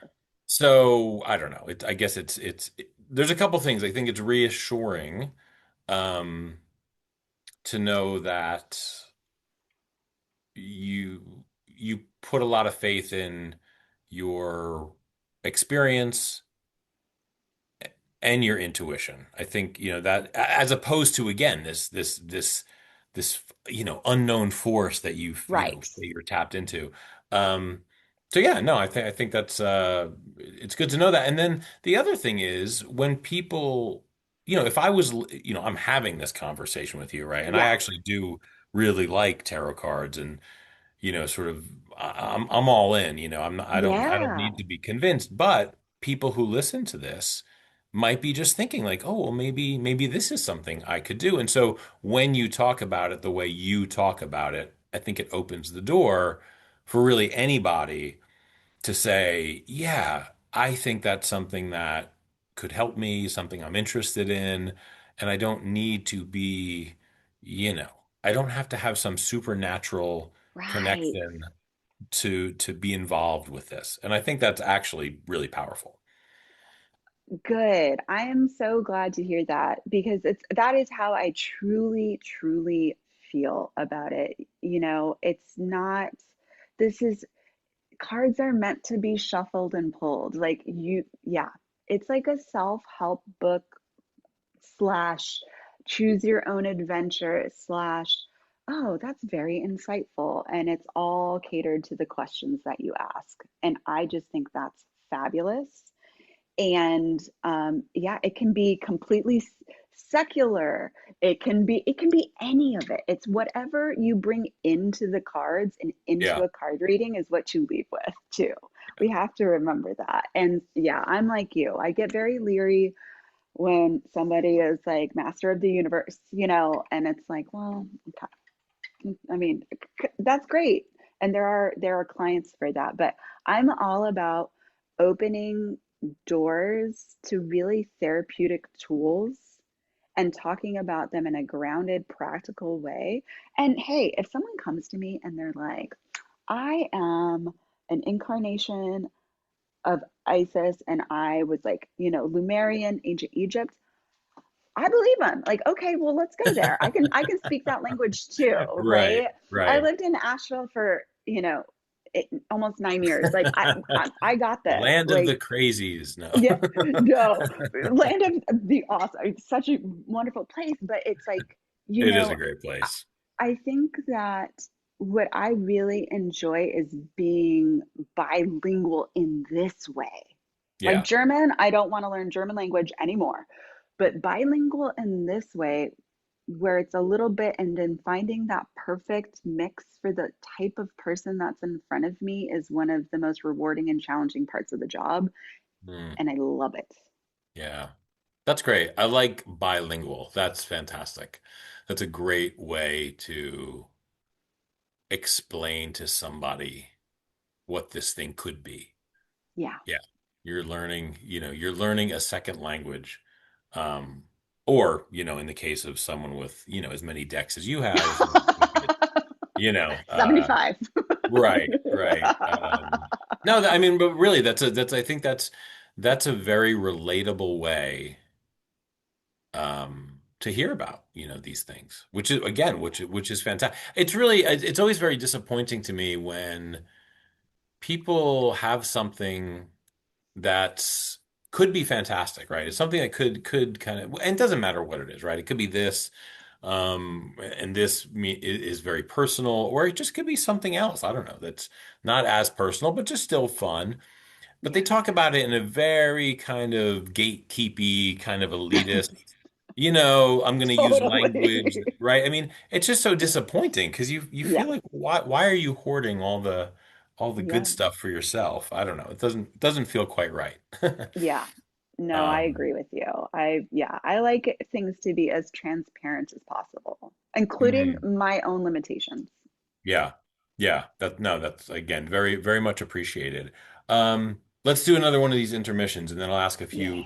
few kind of deck specific questions. Okay, Okay. great. So vintage Rider Waite or modern illustrated deck. Modern illustrated deck. Okay.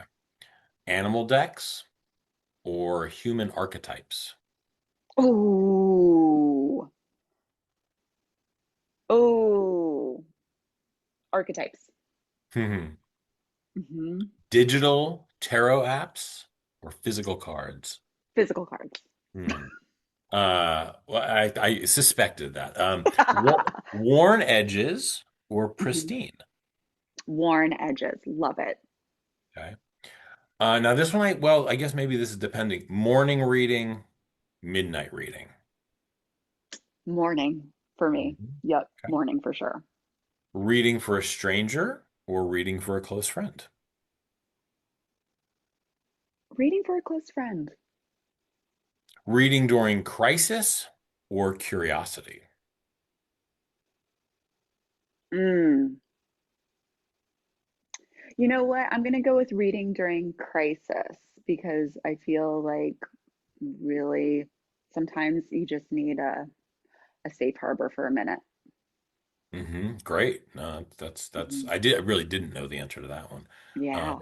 I didn't have a speculation. Candlelight or kitchen table? You know what? I'm going kitchen table. I freaking love it. Kitchen Yeah. table. All right. Last one. Silence or music? Silence. Hmm, okay. Hmm. That's it. Okay. Does sound have a place in your practice? You want to know something interesting is that I have sometimes a hard time with auditory processing. And so, what that means is sounds can be very distracting to me. My brain doesn't work the best with audio. Um, and so, I find that having it be quiet is something that I need to be able to sort through the imagery and things of that nature. So that's I think that's like a personal bugaboo. Hmm. Okay. Mhm. Yeah. No, yeah, that makes complete sense. Um, so before I'm gonna, so couple of small little sections here before we wrap it up. Yeah, Um, and the one section is sort of just, kind of like I don't know, maybe the specifics of sort of cards and collecting. But before we get to that, I want to hit one area, and that is skepticism and criticism, right? I'm yeah. sure, Oh my you've gosh. encountered people who are, whatever, to varying degrees, non-believers, Hmm. right? Hmm. So what do you say, or would you say to someone who just, whether, and let's imagine they say it very politely, right? They just, tarot is nonsense. Do you Yeah. have a reply to that? Um, I mean, not really, because I don't think that, when somebody says something so definitively, it's like, who am I to argue? I mean, that's their experience, that's what they think. And and I usually the reply is something like, yeah, that makes sense for you. Like, other and I just kind of leave it. I don't feel like Mm, I don't feel that intimidated by it. And so I don't feel I need to prove anything in that moment. It's like you've made up your mind. Okay, thank you for sharing. mhm, Like there are a million other things that we can connect and talk about. This is just one small part of what I do. Um, but yeah, I mean, the criticism is there. And I think that that is, um, it's just something that I've had to work on accepting because it's very important for me to be balanced and to really balance out this idea of intellect and intuition and instinct and all of the other ways that humans go about making decisions and our human behavior, all the things. And um, I used to be very insecure about being looked at as not intelligent, and that has ebbed away in my 40s. that hmm, that nervousness around, it's like, okay, this isn't for you. Go do what, I mean, like, like NASCAR's not for me. Like, it's okay. Like, going to church is not for me. That's okay. This is not for you, and that's fine. hmm. Yeah, You no, know. yeah, absolutely. Um, so maybe along those lines, do you ever, or have you ever doubted yourself as you're, kind of you talked about sort of being aware of limitations, but I think doubt is maybe limitations can almost be explained away, not explained away, but rationalized Yeah. by just your belief in how the system works, right? And Sure. yeah, there's limitations to it, and I'm comfortable with that. But doubt is a different kind of Oh yeah. animal. Oh yeah. So yeah, is this something that factors in?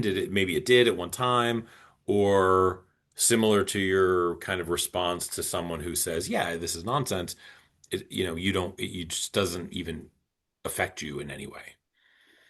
Oh, this is such a great question. So I'm going to answer it in parts. The first Yep. one is yes, doubt has definitely been a part of my experience. There are more in little doubt bubbles that crop up, only to be popped and they kind of dissipate. But I had I can call it a season of doubt, just in myself, in my abilities, and I took a huge sabbatical. I just I stopped doing all of my practitionership for about 8 years when I moved to Germany, Oh, wow. and just was severely burnt out. And I would say a season of doubt crept in. And Mm. I needed to go deal with that privately by myself, one on one in the German forest. And yeah, that's a whole nother story, I'm sure, for another time. And so I think it's natural. I think it's normal. I think anytime you've been doing something for over 2 decades, it's part of the gig. And now I think that through my sabbatical, the deep rest, and all of the things that I needed to do for myself to shore myself up, to create a practice that's sustainable for me, um, it's really about knowing what tool to use when. And I'm Mm. lucky enough to have lots of tools at my disposal that aren't just cards. So if somebody is coming and doubting the cards or being like, I don't know about that, I'm like, that's fine. We can do this. We can do this. We can do this. It can be movement. And they can still get a really therapeutic session with me without it having to be card based. And so Mm. I think that that's something that I'm really glad that I have, just a lot of different ways to do this internal type of work. And depending on the person in front of me or the week that they're having or whatnot, what they need will change. And sometimes it's cards and sometimes it's not. And Hmm. that's okay. Yeah. And I That's accept those limitations too. yeah. No, I mean, yeah, I mean, your clients are fortunate that you have that, um, such a big tool chest, Yeah. to reach, wherever they need to go, right? That really, that's amazing, actually. So okay, so that's great. I mean, that really helped me again, sort of just kind of, I think, wrap up your thoughts about, I don't know, maybe how these things work for you Yeah. personally. So specifically about cards themselves, and Hmm. these answers are maybe in some ways really directed at people who are thinking, maybe I'll do this, right? Um, Yeah. uh, so when you decide to acquire a new deck, Hmm. how do what happens? What are you responding to? Where do you buy it? Oh, Um, yeah. yeah, just give me the next deck that comes into your life that you have not been gifted. How do we think that's going to happen? Yeah. I mean, honestly, sometimes the first step is a little bit of boredom, Okay, a little nice. restlessness, a Hmm. little like, I'm looking at my cards and like, kind of like a little bit, yeah, boredom. And so that is usually the indicator it's time for a fresh deck in my mind. And the way that I have found some of my like coolest decks recently has really been Instagram. Oh. There's some fabulous people putting out really like artisanal level decks that are so beautiful and so wonderful and so well done. And I've been really enjoying that. Or there'll be like a book that I see and I read, and I'm like, oh, this is fabulous. And they're like, posting about their Oracle card deck that they're using. And I'm like, hold on a second, what's that? Mm. And that is a lot of like my latest decks that I've been really loving have kind of come through like the Instagram worlds, and kind of just like interesting people suggesting them or using them. And I go on websites and I click add to cart. It's not very magical, but it's very fun. No, well, I mean, just the fact, I mean, so that's a great piece of information. So for someone who is interested, They could go to like their local sort of bookstore, maybe. They Yes. could go onto Amazon and look at reviews, but they could also go into kind of the, social media world and Oh, find a yeah. lot of information that is maybe a little more interactive or stimulating. Is that a fair assessment? Yeah, and you can kind of see them in action a little bit more. I also think YouTube is a great place for it too. I love YouTube. There's some great people that just go through and like, hey, I'm doing a deck unboxing, much like baseball card unboxing and all the kind of that whole world. There's like a whole Oracle card and tarot deck unboxing world where you can see the art on each one. They show little tidbits about, the book. And that's just a great way to look at it. It's like low risk. If Yeah, you're yeah, not ready to definitely. go into your like local occult store, that's fine. Although go in because you'll have a great time and talk to the people that own the store and tell them what you're looking for and they'll help you find a deck too. But Mhm. yeah, for me at this point, I'm really into people that have like a very interesting niche and the artwork is on point for me. I love um classic art, and so anything that has any sort of like Renaissance art, Greek art, I'm into. And then my Cacio de Pepe tarot deck is just on fire.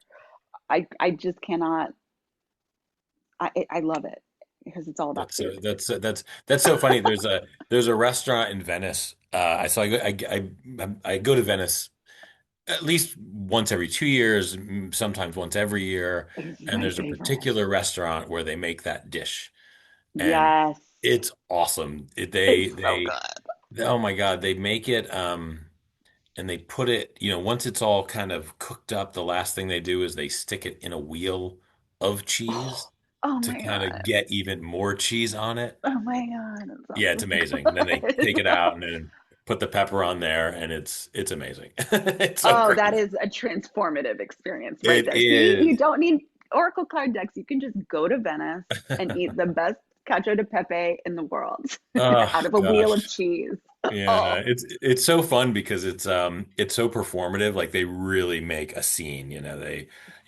Sometimes sometimes you'll sit outside by the canal, and sometimes you'll be inside. But if you're outside when they do it, the voice gets elevated, and the movements are really exaggerated, and people are walking by, and oh wait, what's going on over there? It's oh, pretty fun. Yeah, I love oh, it. fun. Oh, Yeah. fabulous. Fabulous, fabulous. Yeah. So okay, so talk about rarity, special decks in your collection. Mm, Is yeah. there anything like that, or do most of your decks really come from places like Amazon and kind of the online retailers, or maybe the shop. So, but they're newer kind of cellophane wrapped decks, or do you have rare antique older decks in your collection? I do have a few rare antique decks in my collection from Paris. So Mm. when my husband and I lived in Europe, we would go to Paris a lot and go to the flea markets. And we were always on the lookout for antique tarot decks. And so I have a few and they're wonderful. I don't ever use them. That this is part of my collection that stays like just as a collection. Mm. Um, so because I also don't read the Thoth method of tarot. That's not something that I'm into, and it's all in French, which I'm sure I could figure out. But so yeah, so I have a few of those that are just very special, and then I have a few that are from this very artisanal small batch designers, and one of them I brought it out. Um, it's called it. They're on the pricier side, and the way that they're printed is uh, just exquisite and beautiful and gold foiled and honestly, this deck it's called Materia Prima by I don't know if it's UCUUSI is the creator of it, but every book is hand stamped and every card is hand stamped. And it's way esoteric. It's completely over my head, but it's also super nerdy, sciencey. It goes through the um, the periodic table of elements and created a whole oracle card deck from that. Mm. And so there's some really interesting things in there. And I would say that that's in my very special batch. Again, a little sometimes over my head, but I kind of like that stretch. And it's just a beautiful, beautiful deck.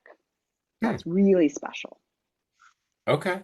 And so, again, maybe, maybe some people don't know. Seems like the typical deck that you might get at a Barnes and Noble or online is, somewhere between like 20 and $25. Yes. When you say that these are much more expensive, are we talking a factor of two? These things are 50, $60, or you're like, no, no, these are like $1,000 decks. Ooh, not $1,000 decks, but definitely 100 plus. You Okay. know, one sometimes 150. I have a few that were maybe right around 200. Hmm. But definitely not 1,000. Okay. And but Mhm. you don't read those decks. Is that correct? I I read them for myself, Okay. not often, but they're there. When I'm in the mood, I will go to this deck, Materia Prima. And Hmm. yeah, it is stunning. It's just a work of art. Um, but yes, I don't read professionally from them. That's a personal read. So when you look at your decks Hmm. and not like, is there any way that you can look at your decks and not see tools and friends and just kind of enjoy them as objects? Or, and if so, what's that feel like? Because when you get a deck like Hmm. this, maybe that happens. Yeah, does it? Does it not? Do I objects d'art? I definitely look at them as objects d'art. Like I have some decks that are really beautiful and their cover artwork is beautiful. And Hmm. so sometimes what I'll do in my workspace if I need some inspiration, almost like a bulletin board would do or a mood board or an inspiration board, I will take the decks out and I will get them in eyeline, or I'll take some of the cards out of the deck and I'll use them like as display decor, but Hmm. it's like decor plus, you know, inspiration and intent. So Okay. sometimes it's not about reading the cards for me in that way. It's about, let's say I have a certain association with a card and I want to bring more of that in my life. I'll also put that out as a piece of art for a while. Mm. Okay. Okay. And that gives you a different feeling than, Yes. yeah. Okay. Hmm. Um, do you let other people touch the cards? Your Yeah. cards? Yeah. Absolutely. I'm not precious in that way. Um, yeah, absolutely. Okay. Um, does physical wear matter from your point of view or from a collector point of view? For me personally, the physical wear doesn't matter. And no, I guess for both. Yeah, it doesn't matter. I like it when they're a little like lived in. That to me means that I'm using them. I Mm, think that's important. Um, and yeah, it can show companionship in that way, and I like that. And I like when a card, when they get a little bit softer, the tactility of shuffling feels really right. nice, and I Yeah. enjoy that a lot. Mm, Again, it's that yeah. like soothing ritual. Yeah, no, absolutely. Um, so if somebody is interested in getting into this, let's call it a world as opposed to a collection, Yeah. um, what would be your advice?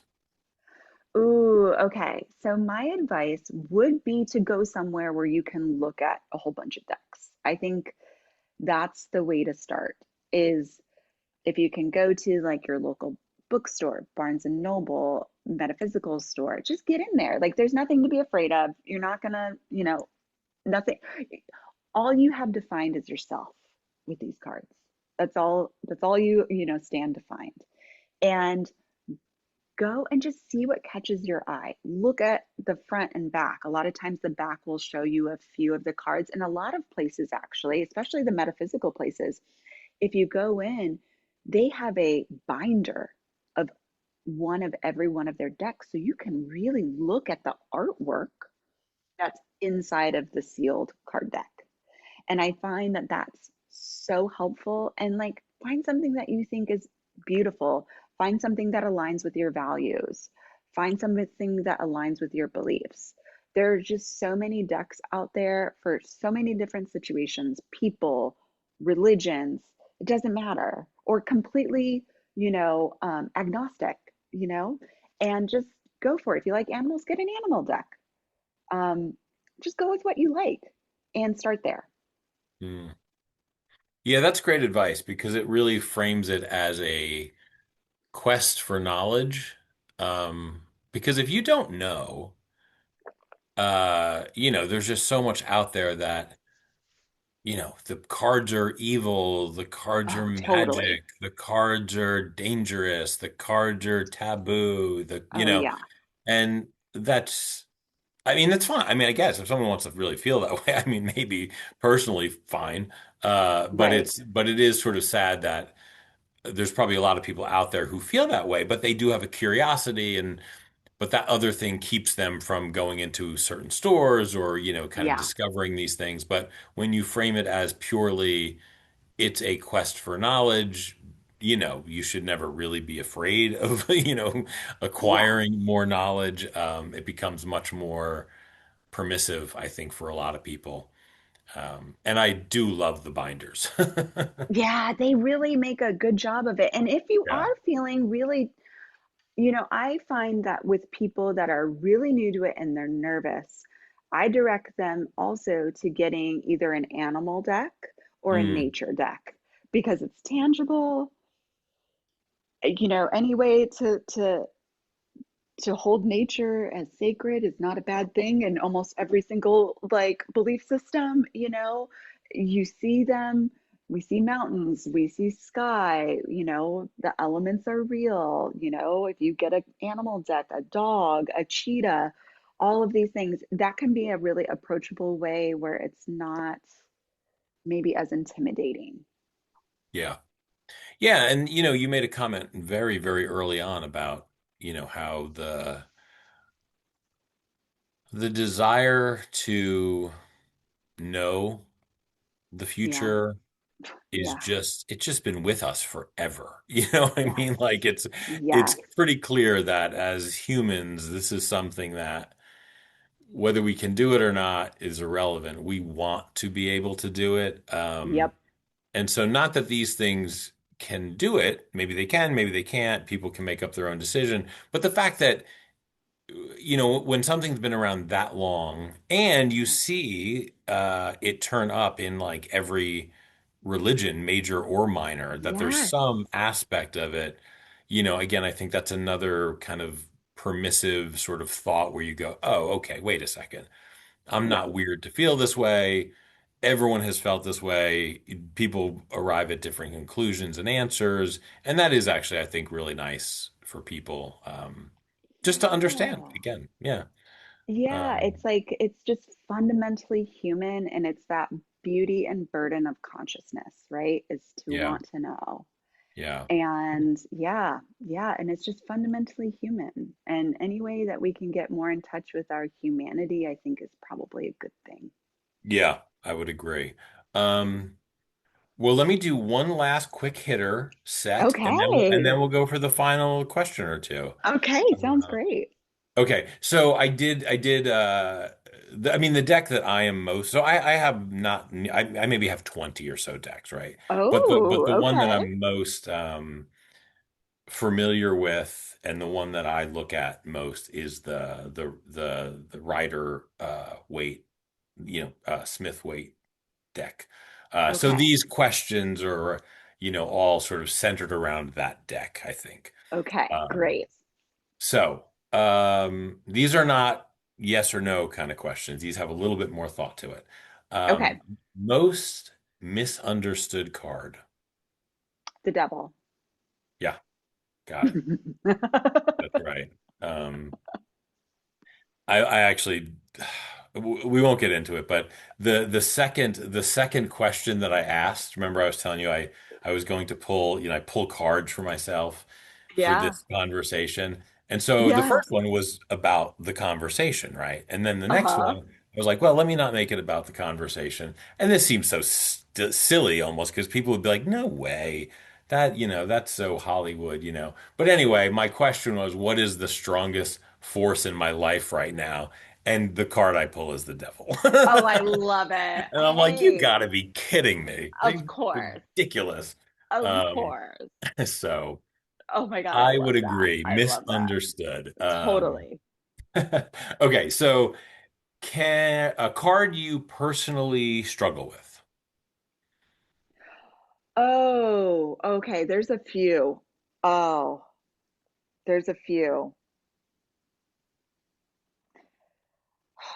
What's What the one what that do sort I of just, hate to see coming? What card do I hate to see coming? hmm, Let me think.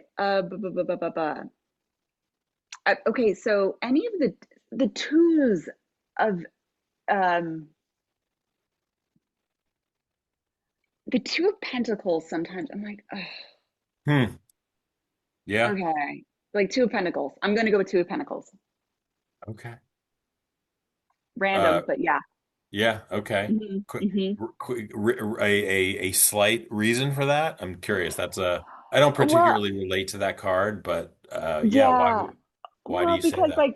because I always feel like, yeah, that's why I'm coming to the cards to ask about these two things that I'm juggling. Like, obviously, this is me. I'm the clown juggling the two things, and I can't decide, and here I am asking cards. Oh, Like, that's you know what very I mean? funny. I'm always Yeah, like, eye roll, but I shouldn't yeah. eye roll. But yeah, I would say that one. I'm like, oh, okay, got it. That's interesting because this was the only section where I thought I would answer the questions myself just to kind of have a Yeah. frame of Oh, reference. that's fun. And in this one, I picked the Fool for not the same reason, but for the reason of, okay, what do I do?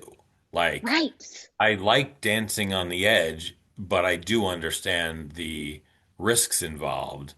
But if I'm looking for some direction, this is not helping me. You know what I mean? Like Correct. in certain contexts, it makes total Totally. sense. But when the question has to do with how do I move forward with this, that one doesn't necessarily give me an answer. Yeah, you just explained how I feel about the two of pentacles.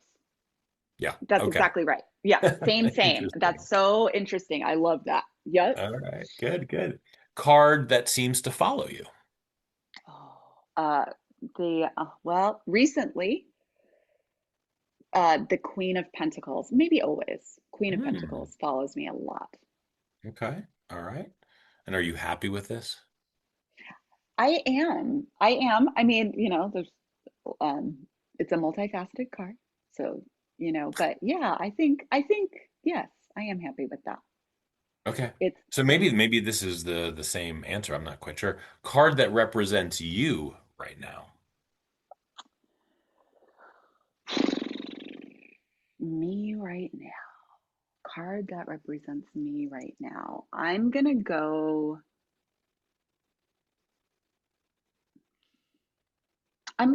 with Knight of Wands. Hmm. Knight of Wands. Okay. Hmm. All Hmm. right. I'm gonna go, yeah, yeah, I'm gonna go with Knight of Wands. I just moved back to the United States. I'm opening up a practice again. It takes, yeah, Knight of Wands. I'm going with Knight of Wands. Hmm. All right. Fantastic. I like that. Hmm. Card that feels overrated. Oh gosh, the Lovers. Oh, why is that? I think that I feel like it's like I think everyone thinks it's about two people, even though for me, when I read it, it's about an inner union. And Hmm. so I don't know. I think there's a lot projected onto that card. How about that? Okay, that's fair. That's Hmm. fair. I think There's that a lot makes sense. projected onto it. Okay. And then the last one, card that feels like hope, or maybe the most hopeful card, the one that sort of just universally feels like optimism. Oh, there's actually a lot. Um, feels like hope.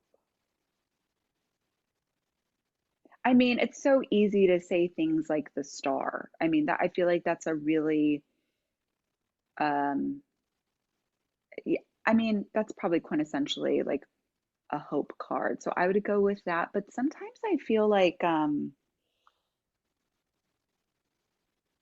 any of the aces feel like hope to me. Okay. Yeah, I would say the aces and star. Yeah. Gifts from above. Hmm. Nice. Hmm. Yeah. All right. Fantastic. All right. Good. Yeah. Well, that was the last lightning round. Okay. So Oh, just that's so cool. I yeah. So love it. let's just we're gonna wrap it up with two questions. The first one is you had mentioned earlier about giving decks away. Yeah. Would love to just hear a little bit about your experience with that, your thought process, and I don't know why you do it and how it makes you feel. Okay. So, because I am now a deck collector, I'm a proud deck collector. I'm That's now right. naming it and claiming it. Awesome. Sometimes I'll get a deck and I'll use it for a while or whatnot, and then I'll sit there and be like, who this is made for and what they're going through is this friend, or like it just reminds me of them, or what they're working on or dealing with in their life. And I either send it to them, like give away, or if I know I'm going to use that deck, I'll buy it for them. Hmm. And it's, yeah, and it's I love doing that. I just, when I see a deck that just I feel like is such a good fit, I feel like a little bit of a matchmaker in that way. Like it's for shared, so it's like meant to Yeah. be. Yeah. And so I like to do that. And it just shows them that I'm thinking about them when they're not there, and that I care for them, and I want them to be happy and healthy and all of the things. And so yeah, I either give it to them if I can, or if I know I want to keep the deck too, I will just send one to them. Okay. Yeah. Absolutely. Beautiful. I Hmm. love that. All right. Last one. Okay. All right. What has tarot or oracle decks taught you about uncertainty? Okay. The uncertainty in life doesn't change, but how I deal with it does. Hmm. And so it's like using these cards is a grounding post, or a cornerstone for myself during uncertain times. It reminds me of all the times before that I've gotten through uncertain times. Does that make sense? That repetition again of using cards, like like I said, do you use these in crisis? I think that they're the most helpful in crisis, because it gives you something to hold on to. It gives you hope. It gives you a way for the day, or that minute, or that second. And with some of these decks that I've used for a long time, simply using them reminds me that I've gone through tough times before. And there might be patterns there, and Hmm. the cards will show that. And I've illustrated probably in a million different ways, like these cards feel like a trusted confidant. And yeah, that's how it helps me. It's I love friendly. that. Yeah. Yeah. Well, it's beautiful. I mean, it sounds like if I was to still distill down what you just said into one kind of, it gives you insight and strength. Yeah. Is that Yes. fair? Yeah. Yeah. Absolutely. Yeah. Well, I mean, that's amazing, right? I mean, that's amazing. That's what's really, I mean, the word magic, I think, gets overused and Mhm. misused. But for me, that's magic, and Yeah. it's not a supernatural kind of thing. It's I don't know, some weird, strange, kind of unexplainable alchemical kind of I don't know Yeah. concoction of, our brain sort of relating to images and I don't know, previous people's thoughts and Yep. ideas, and it makes the present moment better. That's magic. Yeah, Agreed. That was very beautiful. cool. Agreed. Huh. Well, okay, so first, before we say goodbye and thank you, do you have places where people can reach you if they would like to reach out and, kind of find out, at the very least, even find out what you do? Absolutely. So I Mm. have a website at CaseyMarieHurt.com, and that is the easiest place to get a hold of me, to see what I offer. Like I said, I have lots of tools in the belt, and you can email me there too. So it's all in one place, and that's CaseyMarieHurt.com. And I am going to, as we are on, I'm going to ask you to spell that for me. So it's Casey with a C. A C, yep, Okay. Casey Yep. Marie, and then it's HERDT .com. .com. You got it. All right. And that takes us to rituals within, You got it. practices that bring you back to yourself. Awesome. Fantastic. All right. Well, that's great. Yeah. I love it. Well, this has been fantastic. This has been everything that I hoped it would be and more. And thank you, for your time. It's been great. Oh my goodness. Thank you so much. You just made my dreams come true to just sit and talk about tarot. I mean, this has been fabulous. And I'm just so grateful that Katie brought us together. So thank you so much for your time too. Yeah, well, you're welcome. And yeah, again, just nice to, the funny thing is, we're like, 2 hours and 10, whatever, 2 hour 15 in, and this could have been like 5 hours easy. Oh, 100%. Right. There's 100%. so many times I was like, no, you can't go down that road. We don't have time for that. So, again, just really fantastic. I will in the show notes put your contact information, maybe some images of some of the cards that we talked about. And if you have anything that you might want to share image wise, you can always email me and I'll Oh, cool. put those in the notes so people can put the pictures of the words. Oh, I love that. I'll take some pictures of some of these decks that I rapped on about for Oh, sure. that would be awesome. Would love Okay, that. good. Uh, Awesome. well, Anytime great. you want to do episode 2, you let me know because Yeah, well, we can that chat. is that would be fantastic, and I would say that is a certainty. So thank you. Yeah, so thanks, Casey. Well, I hope you have a great night and a wonderful dinner and just enjoy the Arizona evening. I will. All right. Take care. All right, thanks, Casey.